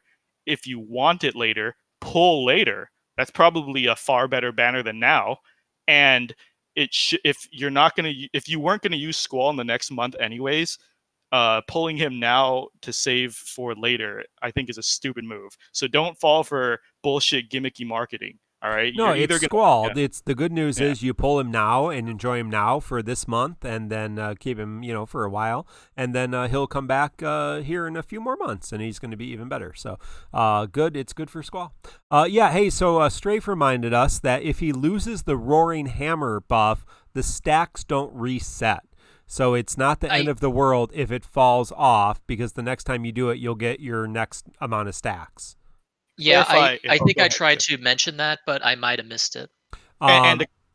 Sorry, to clarify, chat's asking, well, if it stays, why why bother keeping it up? Why let it fall off? Well, when it falls off, the effect, the effect falls. It's the just stacks that do not reset. The stacks stay. Yes. Yeah, the so stacks you still do not want to reset. keep it up. Yeah, you still want to keep it up, but if you miss a turn and it falls off, it's not the end of the world. It's not like they set back to 0. That's the idea. Yeah. One of the other things is there was a question about what happens if you use his AA in burst. So he can use his AA ability in burst. If you're not familiar with his AA ability, gives him an 8-turn self buff, but also refreshes Renzo Kuken and Solid Barrel. Gives you 1 ability use back.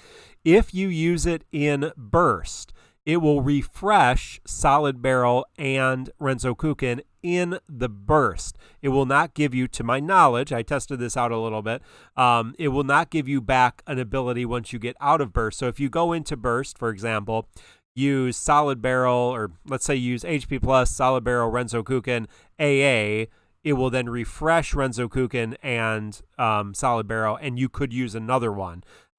I'm not sure that's a practically a good way to use that. I think the only reason you would want to use the AA is to give yourself that additional 8-turn buff in the burst mode. So, and that may not even be worth it. It may just be better to do an HP plus dump to start out with. But that is what happens. It does not, to my knowledge, I may be wrong, but from my playtesting of it, it does not refresh your out of burst abilities. It just it will refresh them in burst, which is kind of weird, and may down the line may give you some other options for what that looks like. We just got Emperor's burst weapon is coming in Japan. Just watched the video of it, just went live. He's doing all kinds of crazy stuff in burst mode. So that like 3 million damage he did on the video they put together is a little insane because of all of his traps going off. But so there may be better, there may be intricate ways you can use the AA in burst and other characters' AAs in burst down the line. So keep it open as an option and play around with it. So Squall's great. Squall is my favorite character in the franchise. Renault is my favorite character in the franchise, but Squall is my favorite protagonist in the franchise. And so I have both of his weapons, and I actually started playing JP when he came out just so I could get them in JP. And yeah, he's great. He plays, like Ink said, he plays so smooth. All of his buttons are very useful, and it's ironic because he's real good friends with Auron because of all her stupid splash damage. So I think VIII Novus has already done a couple 33 turn runs of this chaos fight with Squall and Auron and maybe Garnet. Because the splash damage, Garnet's a great partner too with all her splash damage, but Auron, even her HP plus is doing splash damage, her skill 2 is doing splash damage, her EX is doing splash damage. So, and there's going to be other characters that do that. Now Steiner and Auron are good partners too with their splash damage, but he's just great. And I don't think you're going to regret if you got him. But let's see where else we are on here. So there are some other characters on these banners. Remember, there's 2 banners. You get a free pull for both. So hey, worst case scenario, if you're planning to pity 190,000 gems, worst case scenario, because you can pity the burst on one banner and pity the LD on the other banner. So 70,000 for the LD on one banner, 120,000 on the other banner for the burst. So worst case scenario, 190,000 gems. But likely not that anyone's done not that. Not that that's ever happened. But so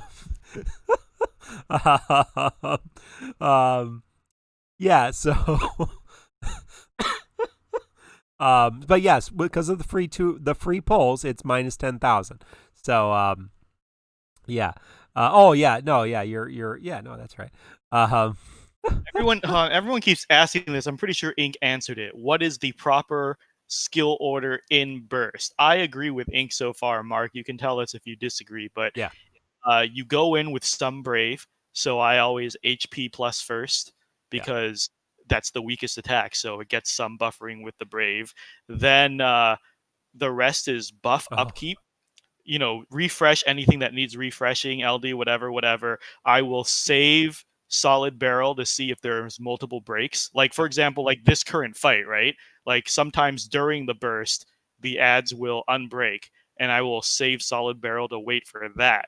But other than that, just go ham, and you really can't go wrong. I would just say HP plus first, watch your solid barrel and your LD just for secondary breaks, and then you really, really can't go wrong because they all reset back to 0 anyways. He's not getting any fucking benefit from doing it in a specific order. Yeah, so Hate 13's question is actually, how should you put your skills in game? So on the HUD, how should you order your skills? Because, I mean, before we only had skill 1, skill 2, EX, AA. Now we have LD, BT. So if you do it in order, it's skill 1, skill 2, EX. And then the second screen is AA, LD, BT. Is that the ideal order? That's the order I've left mine in, because I think it's nice to have the EX on the front screen and skill 1, skill 2 usually. So, you know, you're only going to use the LD probably every 15, 16 turns anyway. Yeah. So yeah, I think it's fine to have it on the second page. I agree with Mark. Right now, for now, I'm organizing in least used. S1 and S2 have to stay on the front page for me. They are used constantly. EX is also up more than the other abilities constantly. AA is next because that's a situational use. LD is a very limited use, so it's second to last, and Burst you use once, so it's last. I'm organizing by what I will most use. When the new QoL comes, that lets you take away Brave and fucking HP attack, I will put LD on the first page. But for now, the order they're released. So Allie the Silly Bird asks, should that be your setup for a friend squall? So that's a good question. So for a friend squall, you're probably going to want to start with the burst to give yourself the burst aura.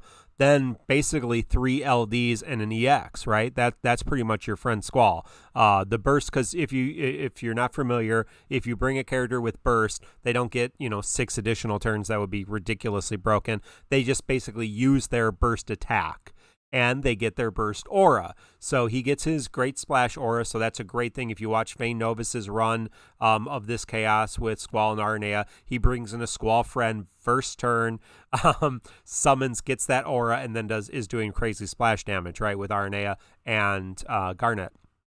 So back that up. Sorry, real quick, Mark. Yeah. Everyone's saying save burst for a finishing blow. No, I'd say use that as early as fucking possible. Those buffs are strong. Yeah. You want to milk the shit out of those buffs. If you kill with a burst, you are not getting the party effect, which is their main fucking strength. I don't give a shit about the 6 free abilities you get. It's that like huge party buff you get for half the fight. That is why you use the burst, not for whatever shitty ass 500k damage Squall can do. Yeah, Gallico is saying, just to interrupt here, skill 2, depending on how many enemies you have, skill 2 is going to likely do more damage than the EX if you have 2 or 3 opponents. So if you have one opponent, probably you want to use the EX, but skill 2 is likely going to do 99 across the board too. So if you have 2 or 3, then yeah. So. And I just say, when you're using the burst, you after the burst for the effect, you have sort of 2 options. If Squall's the only splasher in the party, then just spamming Renzo Kukin is best, because it's his only, well, that and HP plus. But Renzo Kukin will get a huge damage boost from it, plus 50% damage. Oh yeah. For all the Renzo Kukin. So you pretty much always spam it. The thing is, though, is that has high turn rate. Yeah. So if you have other characters in the party that also have splash damage that you also want, like Aranea or like Sabin, for example, you might want to skip a Renzo Kukin or 2 because you want them to take advantage of the buff before it goes out. So just keep that in mind, because he might want to sit back and do HP plus. Like if you have a good battery in the party that can keep him batteried up and HP plussing, that's going to deal a ton of damage also, just not as much as Renzo. So you get to play it 2 different ways based on your team comp, which is pretty cool. Yeah, what wonderful conversation we're having. That's the fun of the game, right? We can figure out how that works. So, hey. This is why I actually really love LDBTs. I feel like they open up so much discussion and strategy. I went into this era thinking I would hate challenge quests and LDBTs, and I'm quickly becoming a fan of both. So back to the banners. We did get 2 banners, free pulls on each. One banner, Squall, Steiner, Auron. The other banner is Kate Sith, Tifa, Gilgamesh.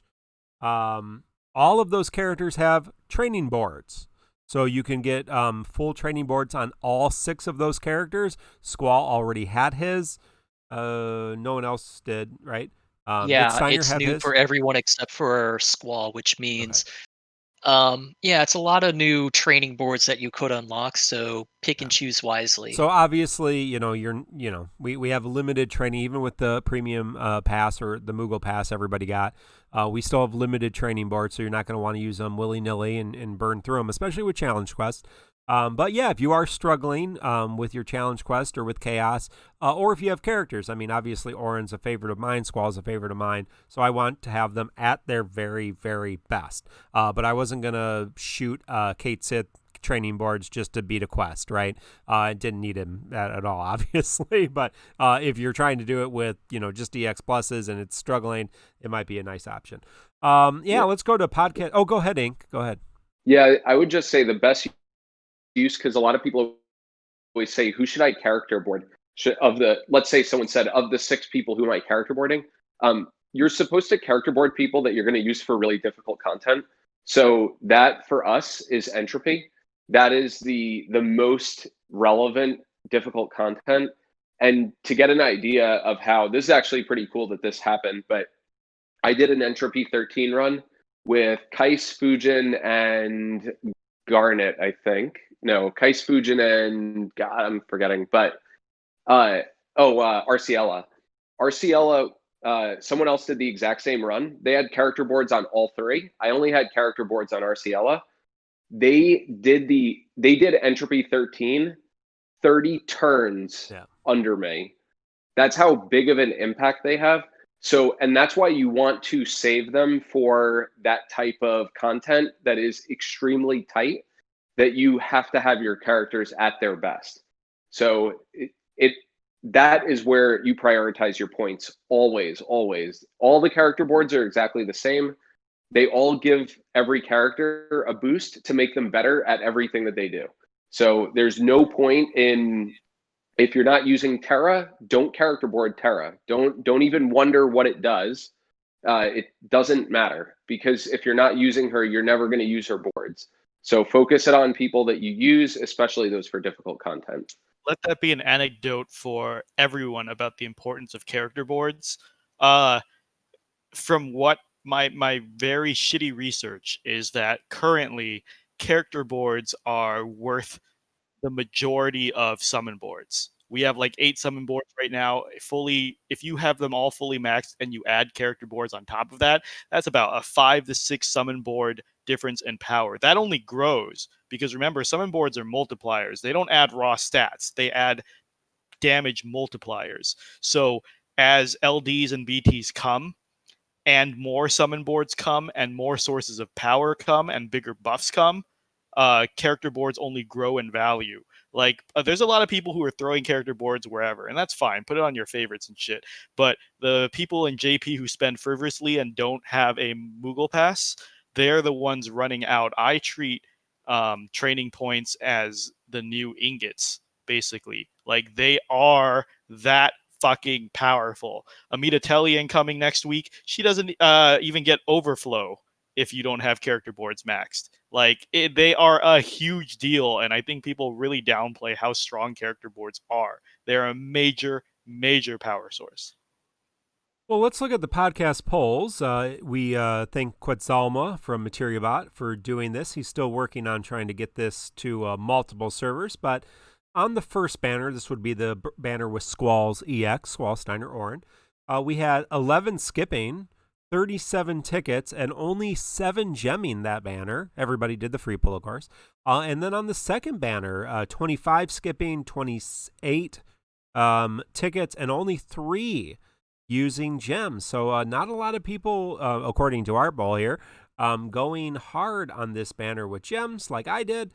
And like several other people I know did. But I saw plenty of people on Facebook who got both LD and Burst on one of their free pulls. So, Mark, are you missing the LD to pity and the BT to pity stuff? Okay, so yeah, so how do I read that, Kreese? Can So you? the way it works is that there's skip, ticketing, using gems, going, gemming Oh, okay. LD to pity. So pitying the LD, Oh, yeah, it going helps if with I read. gems to BT pity. So let me try that again. So the 7 were just throwing gems at Yeah. it, but not necessarily pitying the LD.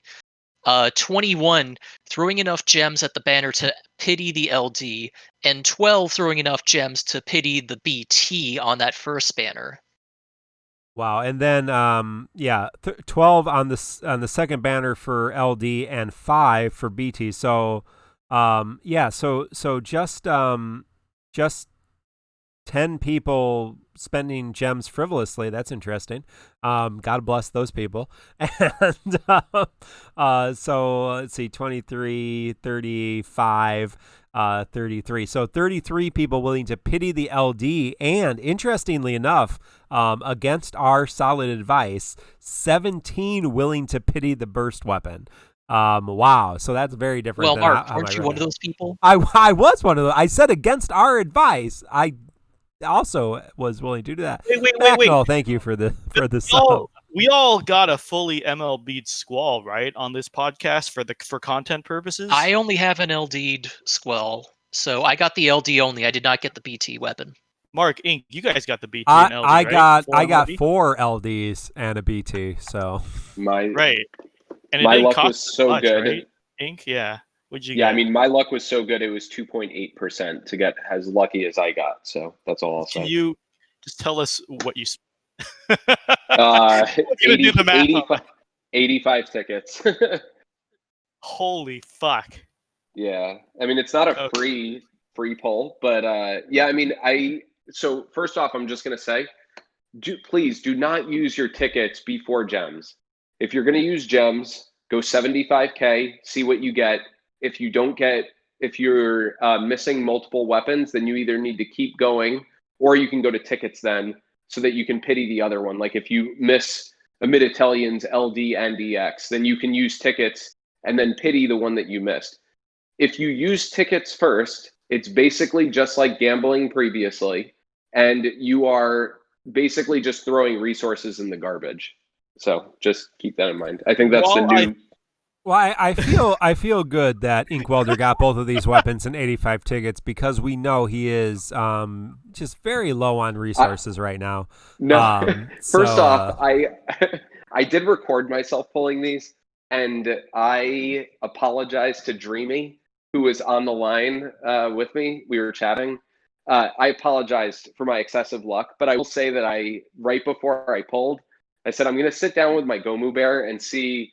This is usually my lucky spot. And then in 4 tickets, I got both. It was ridiculous, but I'm way too lucky. I would love to share that luck. SQEX, please let us send limited gift boxes of random tickets or something to people so that we can like share our resources to some extent in a very limited, controlled way that cannot be abused. That would be amazing. And while I want to say Inc. has very sensible advice, I'm just going to counter and say that spend your resources however the fuck you want. No, again, Inc. has very good, sound, logical advice. I would agree with Inc. that the logical decision is to spend gems first if you cannot live without the weapons, and go to 75k gems and then gauge where you are then. If you cannot live without the weapons, it is more logically reasonable to spend gems first. You can spend however you want, but it makes more sense to do that. I will represent the id part of this argument and say you can also spend how you like. Their advice is the most logical, but also play as you want because hoarding is a disease. It's a sickness that has infected the community. Be aware of it. Mino, aren't you on record as saying that you enjoy hoarding? Yeah, that's how he plays it. Where's the proof? Show me the logs. It's a disease. Show me the logs. Show me the logs. Oh, we have screenshots. Do we have to go into our private channels to fish these out? Am I allowed to share screenshots with the masses about this now? Go for it. But I know you're not going to anyways, and we should move on to the chaos battle discussion. Who's spearheading the chaos battle discussion?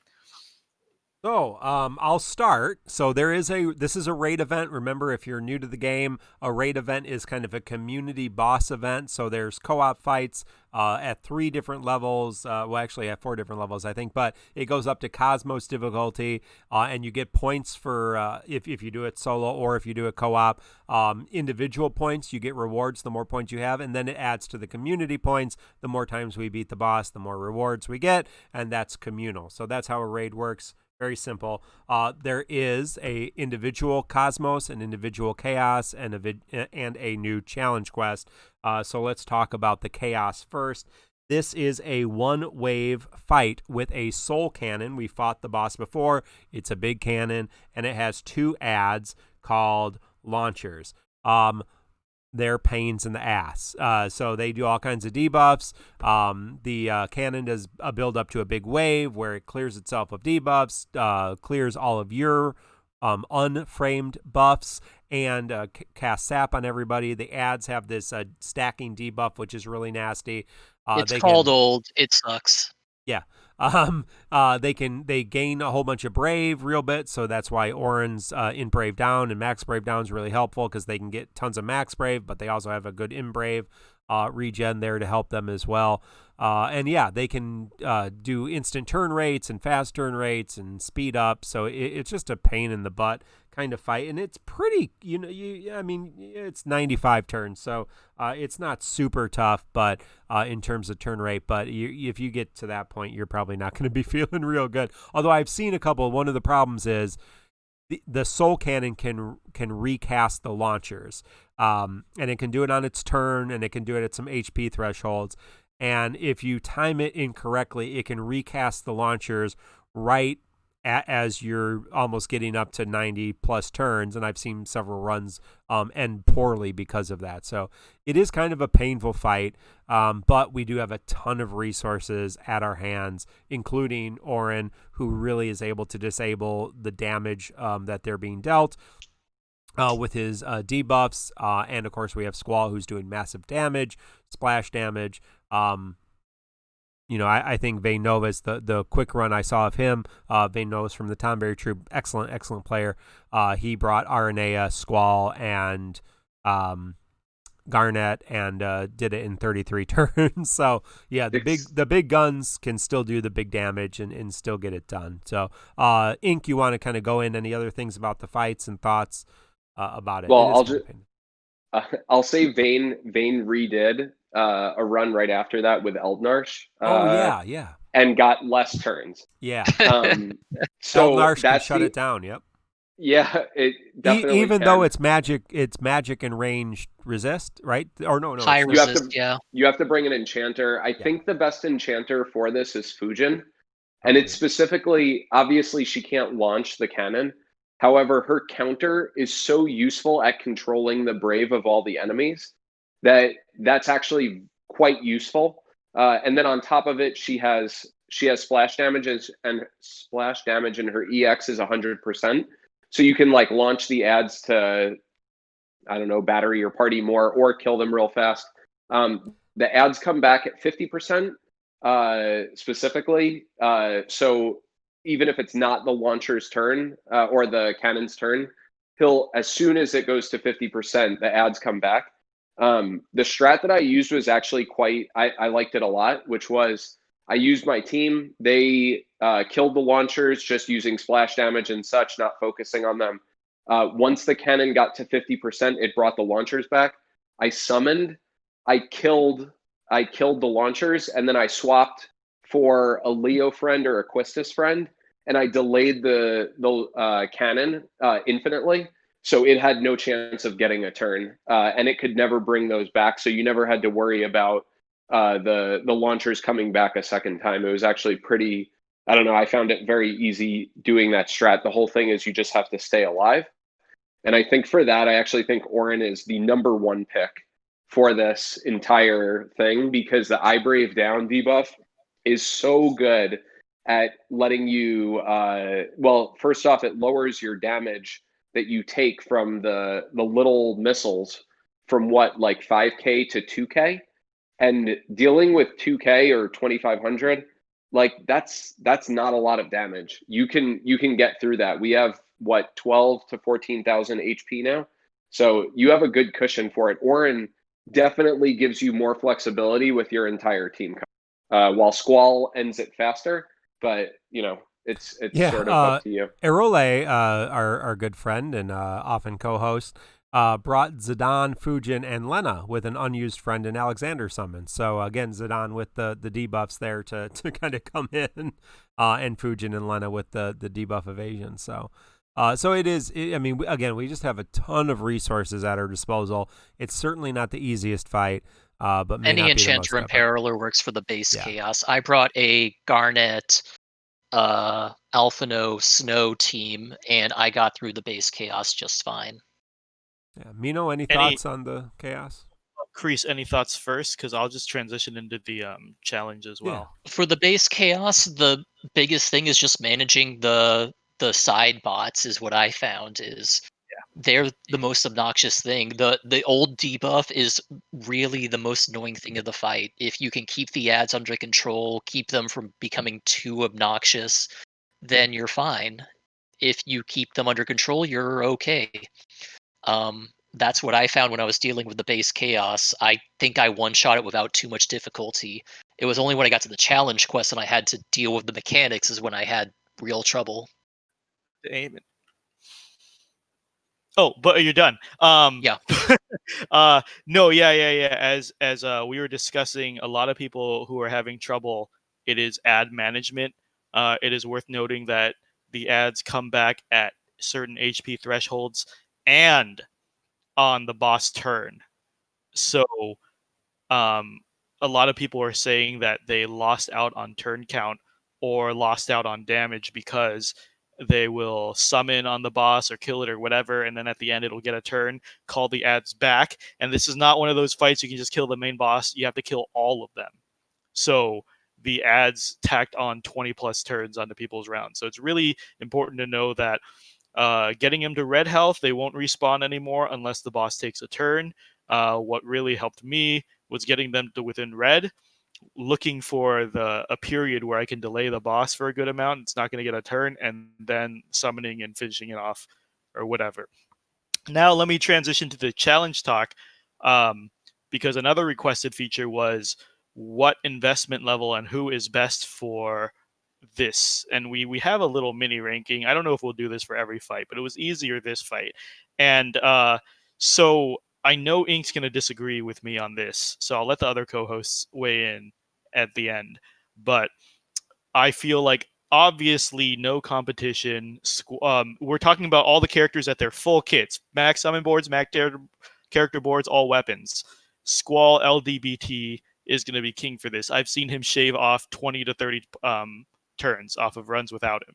It is a huge difference. This fight's made for him. You want to do as much AoE shaving and AoE damage at the same as you can. As we said, it's best to kill the ads and the boss at the same time, and he just brings damage like no other. I feel like he is the best pick. My second choice that Ink thinks is the best pick, and you know he has some pretty good reasoning, is Auron. Auron does great damage. He melee imperils, and every single character, synergy character, is melee. So he imperils, he enables everybody. The AoE constant delay is very nice, and most importantly, the AoE Max Brave, Int Brave debuff really chunks them. I don't know if I had different setup than Ink, but when I had Auron debuffs on them, they do a self battery into HP attack out of break, and that is usually equal to their Int Brave.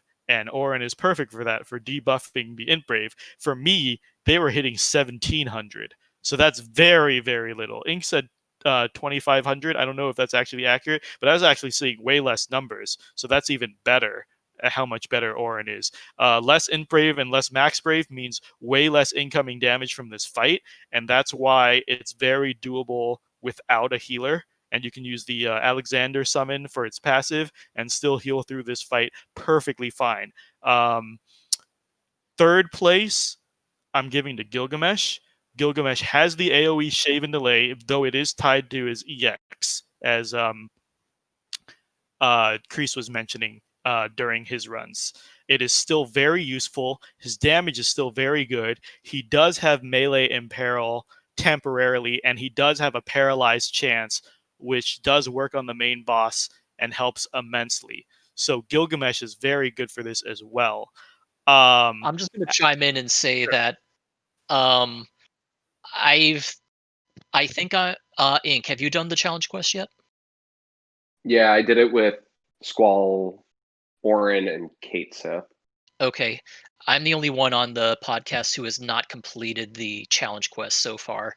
And Gilgamesh I've been having struggles using a Gilgamesh team. I don't know why I've been struggling so much. Probably because I'm probably the weakest player out of the bunch here, but it might also because I've been having a lot of low success with paralyzed procs. So the paralyzed success chance has not been in my favor.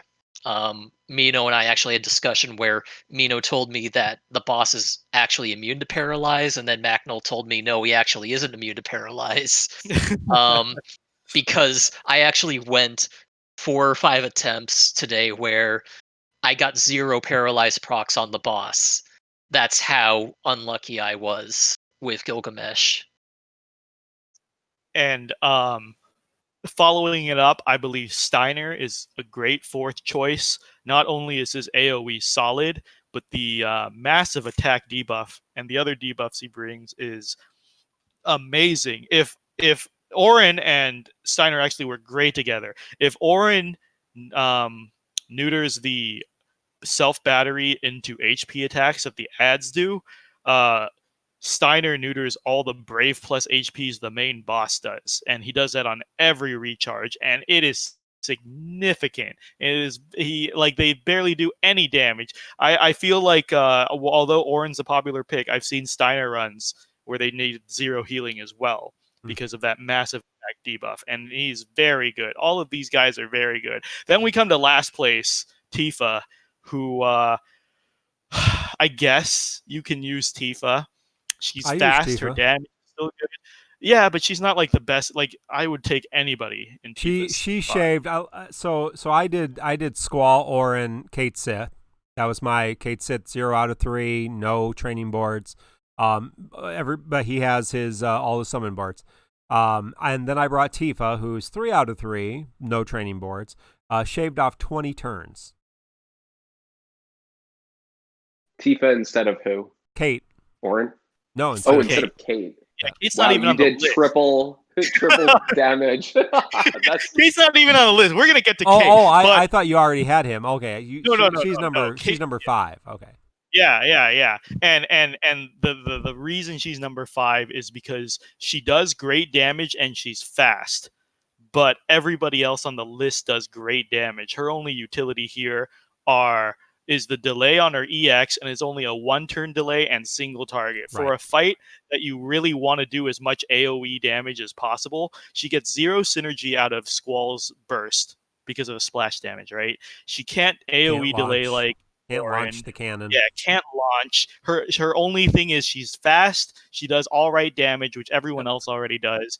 And the single target delay that really sucked. I used Tifa too, and her usefulness was very limited. Like her only purpose was if I could set it up, I would stall with skill 2 or AA so that I could delay is mentioning she can trigger an attack down on critical hits, but it's not a guaranteed attack down, and I don't think it's necessarily strong. I don't remember exactly what it is. I think it's like 20 or 30%. Right.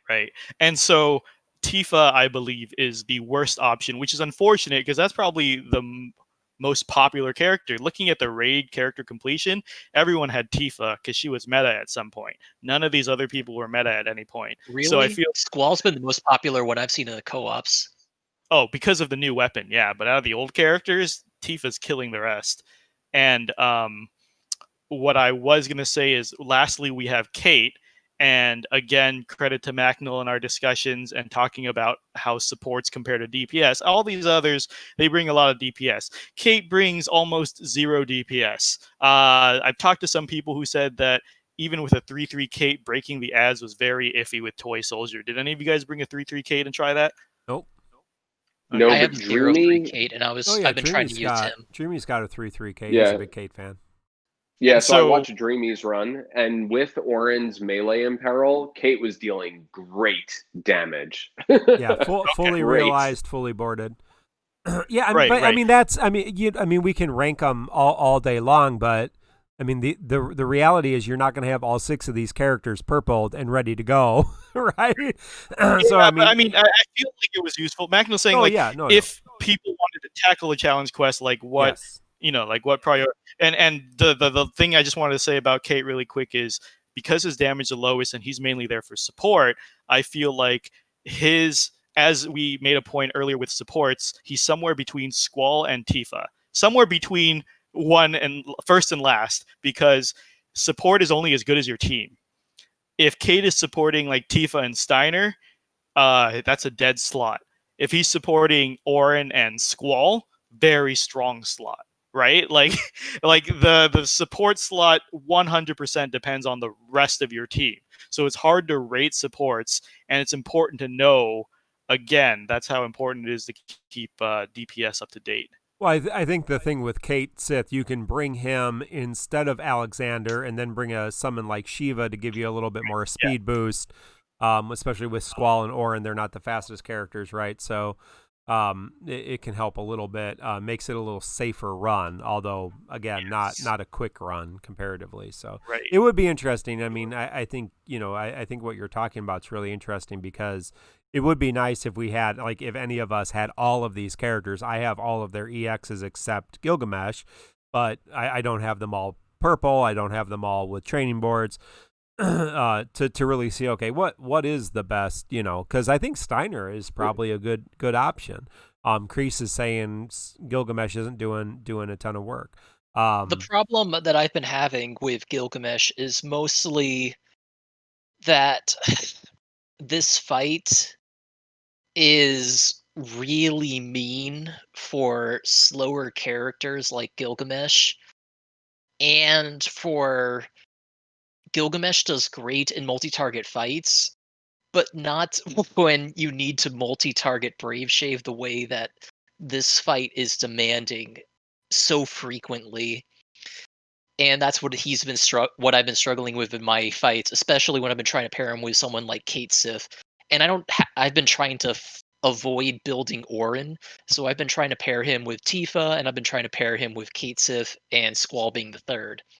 So I've been struggling with, well, what do I do in a situation where, okay, I don't have great AoE Brave Shave, and Squall's the only one who can AoE Brave Shave. In situations where, okay, I have 3 enemies that all have a lot of Brave, and Gilgamesh doesn't have his EX up, and that's the only way he can shave Brave on multiple targets at a time, and then I'm going to take an AoE HP attack, or I'm going to take multiple HP attacks for multiple targets if I don't Brave Shave multiple targets. That's where Gilgamesh has been struggling in my situations. So, yeah, that's what I've been struggling with. The last question I wanted to answer is, a lot of people have been asking, what is the minimum investment you need to do this challenge quest? From what I've seen 3 separate runs with different team comps. The lowest I've seen is LD Squall with 2 0-3s, and one of those 0-3s has to be Kate. That is the lowest I have seen. So what did Belial, one of our community members, who's very, very good, he just posted a run. What was his? Can somebody look back up? I'll try to find it, but Belial, if you can repeat it. I did see 2 0-3s with. He did Auron Kate Tifa. I don't know if he did a lower investment. I know Jin Lee did Squall with just EX plus, no LD Squall with a 3/3 Auron with his boards with a 0/3 Kate Seth. Yeah, I already shared that. Yeah. Okay, yeah. So depending on whether you think 2 3/3s and a 0/3, or an LD with 2 0/3s is least investment, it's somewhere around that level. And I just want to say, and we're running low on time, so I'm going to save this rant, the challenge quest rant, for another time, that this is among the highest requirements for these challenge quests. This is one of the strictest ones. Some of the other ones to watch out for is the next story chapter with Gabranth is one of the strictest ones, and a few others like Ulti, etc. There are a couple that are strict, but this is among the strictest challenge quests we'll get. So you do not need to regularly have 3 synergy characters MLB'd every time. You're just looking for a good spread of EX weapons and probably some realizations or ingots here and there. And I've seen a lot of people complain about ingots. There are people out there who have 59 ingots and saying they don't want to spend any ingots to complete challenge quests. As we kept saying, the old ingot average was 8 red ingots a month. It has increased because ingots are getting added to the monthly Cactar quests, as well as more campaigns and the raids and Abyss. So we're looking at like 9 to 10 ingots a month. EX pluses are slowing down. We're only getting about 4 new EX pluses a month. Are you really going to pull and max But all we're of still them? getting as many ingots a month too. What? We're getting as many ingots a month, but we're getting less new EX pluses. Right, yeah, exactly, yeah. No, we're getting even slightly more ingots a month and less EX pluses. Like, the ingot drought is over. You're working on your backlog. If you're literally saving ingots for new EX pluses as they come, you're getting more ingots a month than there are EX pluses to purple a month. Like, I don't know what else you're saving these ingots for. And the part of the rant that I will say for later is resources as well. Like, if you're not using them to beat content, what are we saving for? But we're running low on time, so we'll do that on a lighter week, like probably next week. Next week we only have like an LC to cover, right? Yeah. An Yeah. LC and an opening event. Yep. Yeah. Oh yeah, I think we hit an event, so it's going to be a busy week. Tommy is dropping as we record. Yeah, it's a busy week. Yeah, so let's do. We have a couple of little things we can talk in host discussion. Mostly talking about TCC Challenge and what the future of the TCC Challenge looks like. Chris, did you want to share some thoughts about that? You and Macnell have talked about TCC Challenge. Sure. So I wanted to tackle this because for those pulling back the curtain a bit, for those who don't know, I am the host that's been most involved with the TCC Challenge recently. In the past, it was Mino who was most involved with the TCC Challenge. And now I've kind of the channel. What? And now I've muted the channel. Yeah, now So Mino has muted the channel unless I ping him extensively. He ignores it completely. So I am the one who usually is the most involved with the hosts, but that does not mean I am the one exclusively involved. So Macnol is heavily involved. We have a lot of other contributors in our Discord who are heavily involved in designing the challenge, what characters are banned, what the extreme challenge is shaped up to be. Oh, can I say something before we get into the future of the TCC Challenge? Sure. Had a couple questions on this. I'm going to do better because the thing I do is I do all the publicity for the TCC Challenge.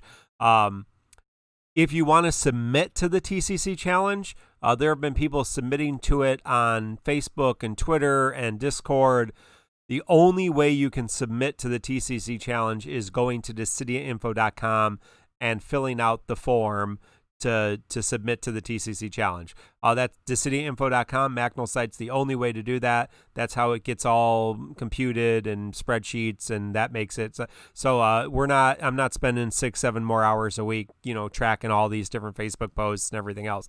I just don't have the time for that. So if you want to submit, you can share it on Facebook. You can share it on Twitter. We'll happily like it and all that kind of stuff. And share it in Discord. Yeah, we have a whole channel devoted to TCC Challenge on Discord.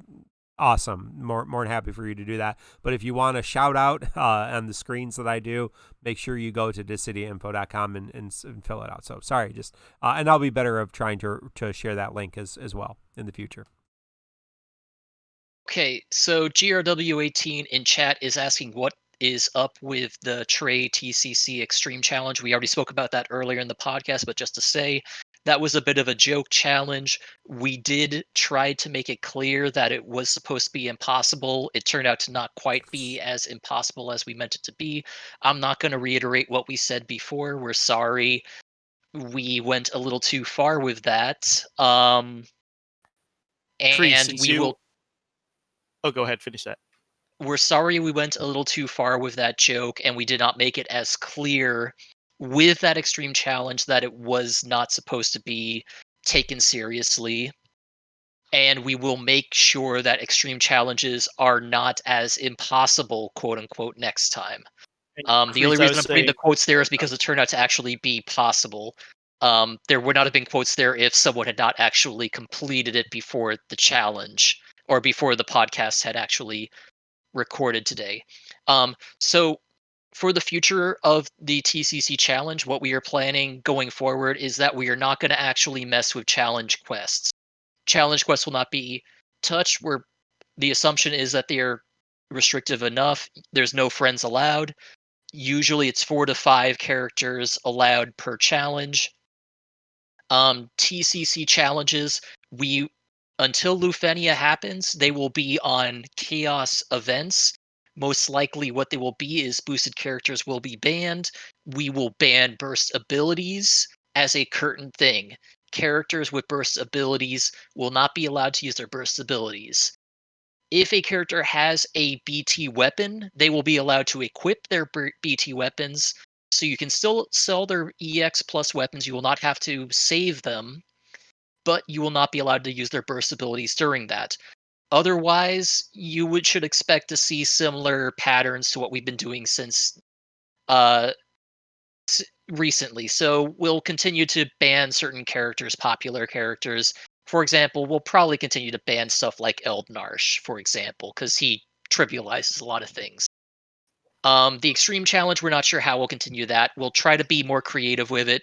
We'll try not to make it impossible, but we'll try to be creative with it. We'll try to find fun ways to make it something that will be fun for players to do, but not something that will be impossible. Mino, did you have something to say? Yes, to complement some of what you were saying, to backtrack, because I think some of the people in chat are right, saying you don't need a lawyer defense for made up challenge for bragging rights. I was going to say, since you were reading GRW18's comment of what the hell is the Trey TCC Extreme Challenge, I was going to say, well, I'll read my response to him, which is, Ricky beat it. What's your excuse? So that said, that said, Ricky did it. Come on. yeah, like everybody. It's possible. Like, you just need to up your game. That said, you're welcome, TCC community, for the training. I have noticed that all the regular people who participate in TCC challenges had no fucking problem doing the synergy challenge. You are welcome that we've been prepping you for this shit for a year now. Lufenia is only going to get worse, guys. You're welcome that we trained you to not use a friend or rely heavily on summons or meta, and to learn how to use characters on the fly as they come up. I've seen a lot of comments on Facebook and main court saying, trying this challenge quest all day, I finally had to learn Auron's kit. Or, oh, I finally had to go read the Kate Sith infographic to see what his EX does. Part of the challenge quest rant I'm going to do next time is that one of the big pros of challenge quests is a lot of people were riding meta and playing 10% of their roster for the last 2.5 years. Time to discover the other fucking 90% of the roster and learn how they play. Like Alize probably someday, maybe. Fuck her.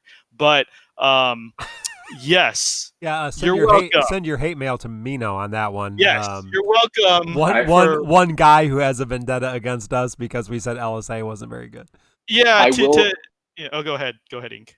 Alice research for her infographic literally made me, I have not done analysis for another unit since, because it gave me such a headache. That's all I'll say. Yeah, and I will say, just to recap this stream, I take credit for Ricky Shrew.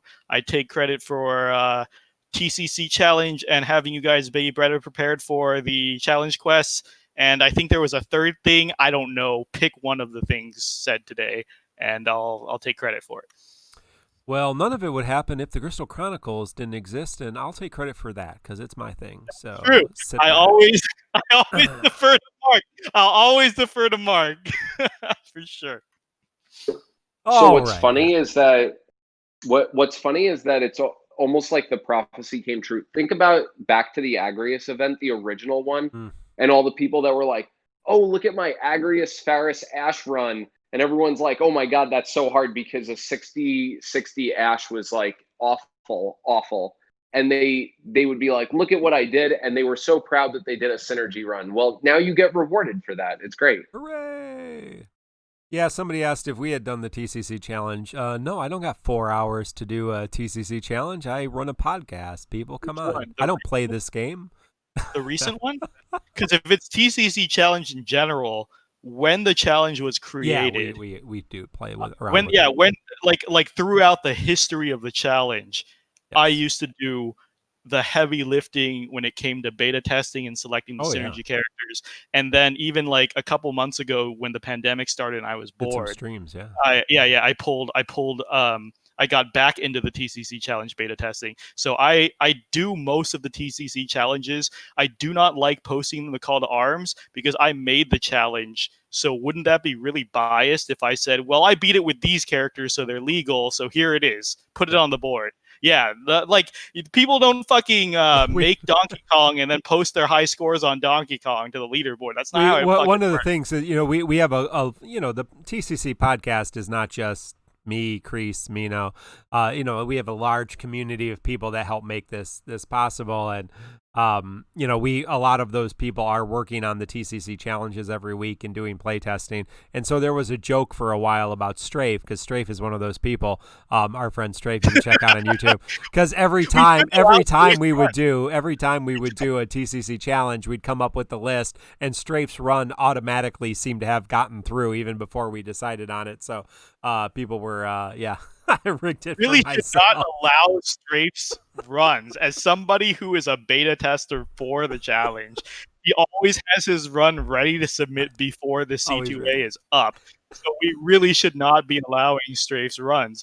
But that being said, as Kreese has said, very recently within the last couple of months, when they started making unique challenges, I used to just do the bans. For better or worse, I only pick bans. You'll notice I dropped out of the involvement when they started doing the more creative challenges because, as I said earlier, work is killing me. And I don't want to play this game anymore because I'm dealing with other shit. But yes, for like 80% of the TCC challenge run, I definitely fucking tested and completed all of those. So I know main court has a lot of, well, how dare TCC challenge make these... TCC make these challenges without doing it themselves. No, I did so many of these. Fuck you guys. Like, you're just bad and accept it. That's my PR response. So we will work on a TCC challenge for this chaos event, this raid chaos, the Soul Cannon raid. Obviously Synergy is not going to be in there. So, and probably Eldnarsh, he might get banned too. You can, those of you who have been doing it can probably figure out the kind of characters we're going to ban right out the way. So, all right. Well, hey, let's look ahead. We're at the end of our time together. Go back. Looking ahead, we have Garland's LC, Cycle of Battle on the 2nd, Amidatilion's event, the Yuke Cometh. That's just about the dumbest event title we've had since Thancred's event, He Who Sings of Yuckies, Love. Right? What? Mark? The Crystal Chronicles race. It's pronounced Yuckies, right? Oh, is it Yuckies? I thought they called them No, Yukes. I'm kidding. I thought you were gonna roll with it, but they're Yukes. The Yuckies. Amidatelion, his event. Their event. Oh man, can we even get into the SQEX stream? I was reading chat about the people who were, come on, the fake robot person who you didn't even play the stupid game. Don't get all weird on me, okay? Anyway, we're not going to get into that. So that event is on the 6th. Dimensions End. If you don't know what I'm talking about, fine. Be happier that you don't. Dimensions End 11. Dimensions End Tier 14 on the 11th. Also, the Heretic events, the Veiled Magician. Of course, Shantota's Burst comes out then. Ultimecia's LC on the 16th. And Desch's event, which probably also has a dumb name. Guy in a purple jumpsuit on the 20th. And then at the end of, that's the dumbest outfit in the entire game. That poor guy. That is Piccolo. Who said this in our Discord? That is Piccolo's outfit with sleeves. Same fucking thing. Gohan and Piccolo have been wearing it for like 50 fucking years. Like, if it's cool on them, it can be cool on Desch. Okay, Desch is great. If anything, make fun of his haircut, which is just Sabin's hair colored black. So the next SQEX community stream will be the Monday after that. And so it will be not the last Monday of the month, but the fourth Monday of the month. And that will be then to announce, of course, the next two, which will be Vaughn and who's after Vaughn? So Vaughn and Noctis. Yeah. So we'll probably get on the next stream announcements for Vaughn. And then they'll be, they were secret because they didn't tell us Shantoto. So, but Shantoto is the next burst weapon, in case you didn't know. All right, well, thank you. Make sure you can go to our website anytime you want to connect with us, tccpodcast.com. We're on Twitter. We're on Facebook. You can join our Discord. Check us out on YouTube. Give us a like, sub, ring the bell. You can subscribe on Twitch. That does help us. All that kind of stuff. Hey, if you're listening on the podcast, give us a review on Apple, the Apple iPod, stuff, whatever, the Apple Podcast Store. We are rated under gaming podcasts, so I appreciate the support there. Thank you to my co-hosts, Kreese, Mino, and myself. Thank you to all our mods, Erolai, Ink, J.A, Jin Lee, Macnol, Quetz, and Strafe. Thanks to Dreamy, Jin Lee, Hate13, and Ryan is the Bomb 203. Check out that full version of that new arrangement for the new intro. Thank to Black Cloud, Black Nero on YouTube, and Share, our good friend, the Reddit admin and Maidcord person. Ink, how can we connect with you and anything you want to share from the troop before we go today? Tonberrytroop.com is the best place to find us. We did add a sort of like a blog post for making the BT graphic. It's a good read. We spent 4 months on it, so I figured it would be good to share a short post as to our thought process and how we approached changing it around. So I'll just say, before you say, why'd you remove the EX Plus levels, bring them back? Can you read our blog post first and see at least our reasoning behind it, and then jump in our Discord and chat with us about it? We'd be happy to talk about it.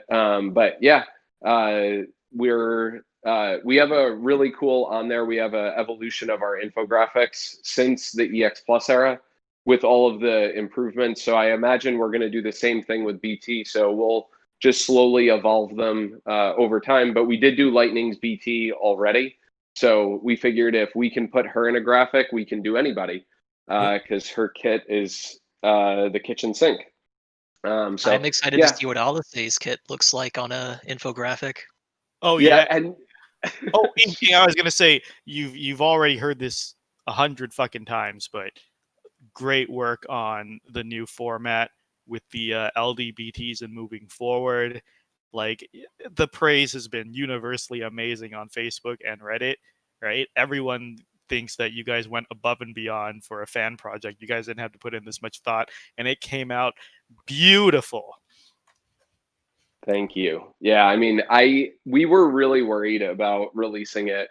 We really were, because we knew that we were making some changes, and we were hoping that we weren't gonna. We wanted to alienate as few people as possible. Oh, and actually, one thing that I do want to shout out is there are apparently a lot of new players that came in. I guess the burst era attracted them. Yep. And they were commenting on Squall saying, hey, what are all these things? What do these mean? So we actually did an infographic about the infographic. And it is on our website under the resources hub. There's a infographic help link that you can go to. So yeah, you can check that out. And we actually explain every single piece of information on the infographic. We'll probably update it when we get, it's going to be a little while. Probably Noctis is the first one that has, like, he has auras, he has buffs, he has debuffs, he has sort of a little bit of everything. Most of the other characters are leaning in one specific role direction. But yeah, I think it'll help people a lot. We've been trying to make sure that our content is understandable and helpful for all players. So yeah, it should be good. And I will just say that for I think that it's going to be a complete opposite between Alice's EX Plus and Payne's EX Plus. Those are going to be two very different infographics. So just we'll see how many differences people can spot. I don't even know that the dimensions will be the same because of how ridiculous Alice's kit is. Well, excuse me. Thank you for the wonderful work, the Tomberry Troop, tomberrytroop.com. Again, that is Inkwelder, Teleute, Bane Novus, and Dreamy. They do great work. I love the new format of the infographics. And that read about why you did everything is wonderful. The infographic for the infographic is wonderful. So check that out. Go support them and what they're doing. It's great stuff for our community. I know it makes a lot of our lives easier looking back and learning stuff. DecidiaInfo.com, that's our friend Macnell. Shout out to all of our content creator friends. 40 the Broadway Saiyan on YouTube and Twitch. Lids87 on YouTube and Twitch. Resfoina, Chris5258. On Twitch, Machaleno on Twitch. There's going to be some I forget who I haven't mentioned, but so many great content creators and good friends, Zeno as well. So we try to share the love among everybody. So, all right. Hey, this has been episode 112 of the Crystal Chronicles, recorded on July 30th, 2020. For your hosts, Mina Spellgood, Crease, a.k.a. Zerink, Mark, and our special guest, Inkwelder of the Tomberry Troop. Best of luck if you're still pulling. Hope you get that burst. Hope it doesn't cost you an arm and a leg. Until then, until next week, goodbye.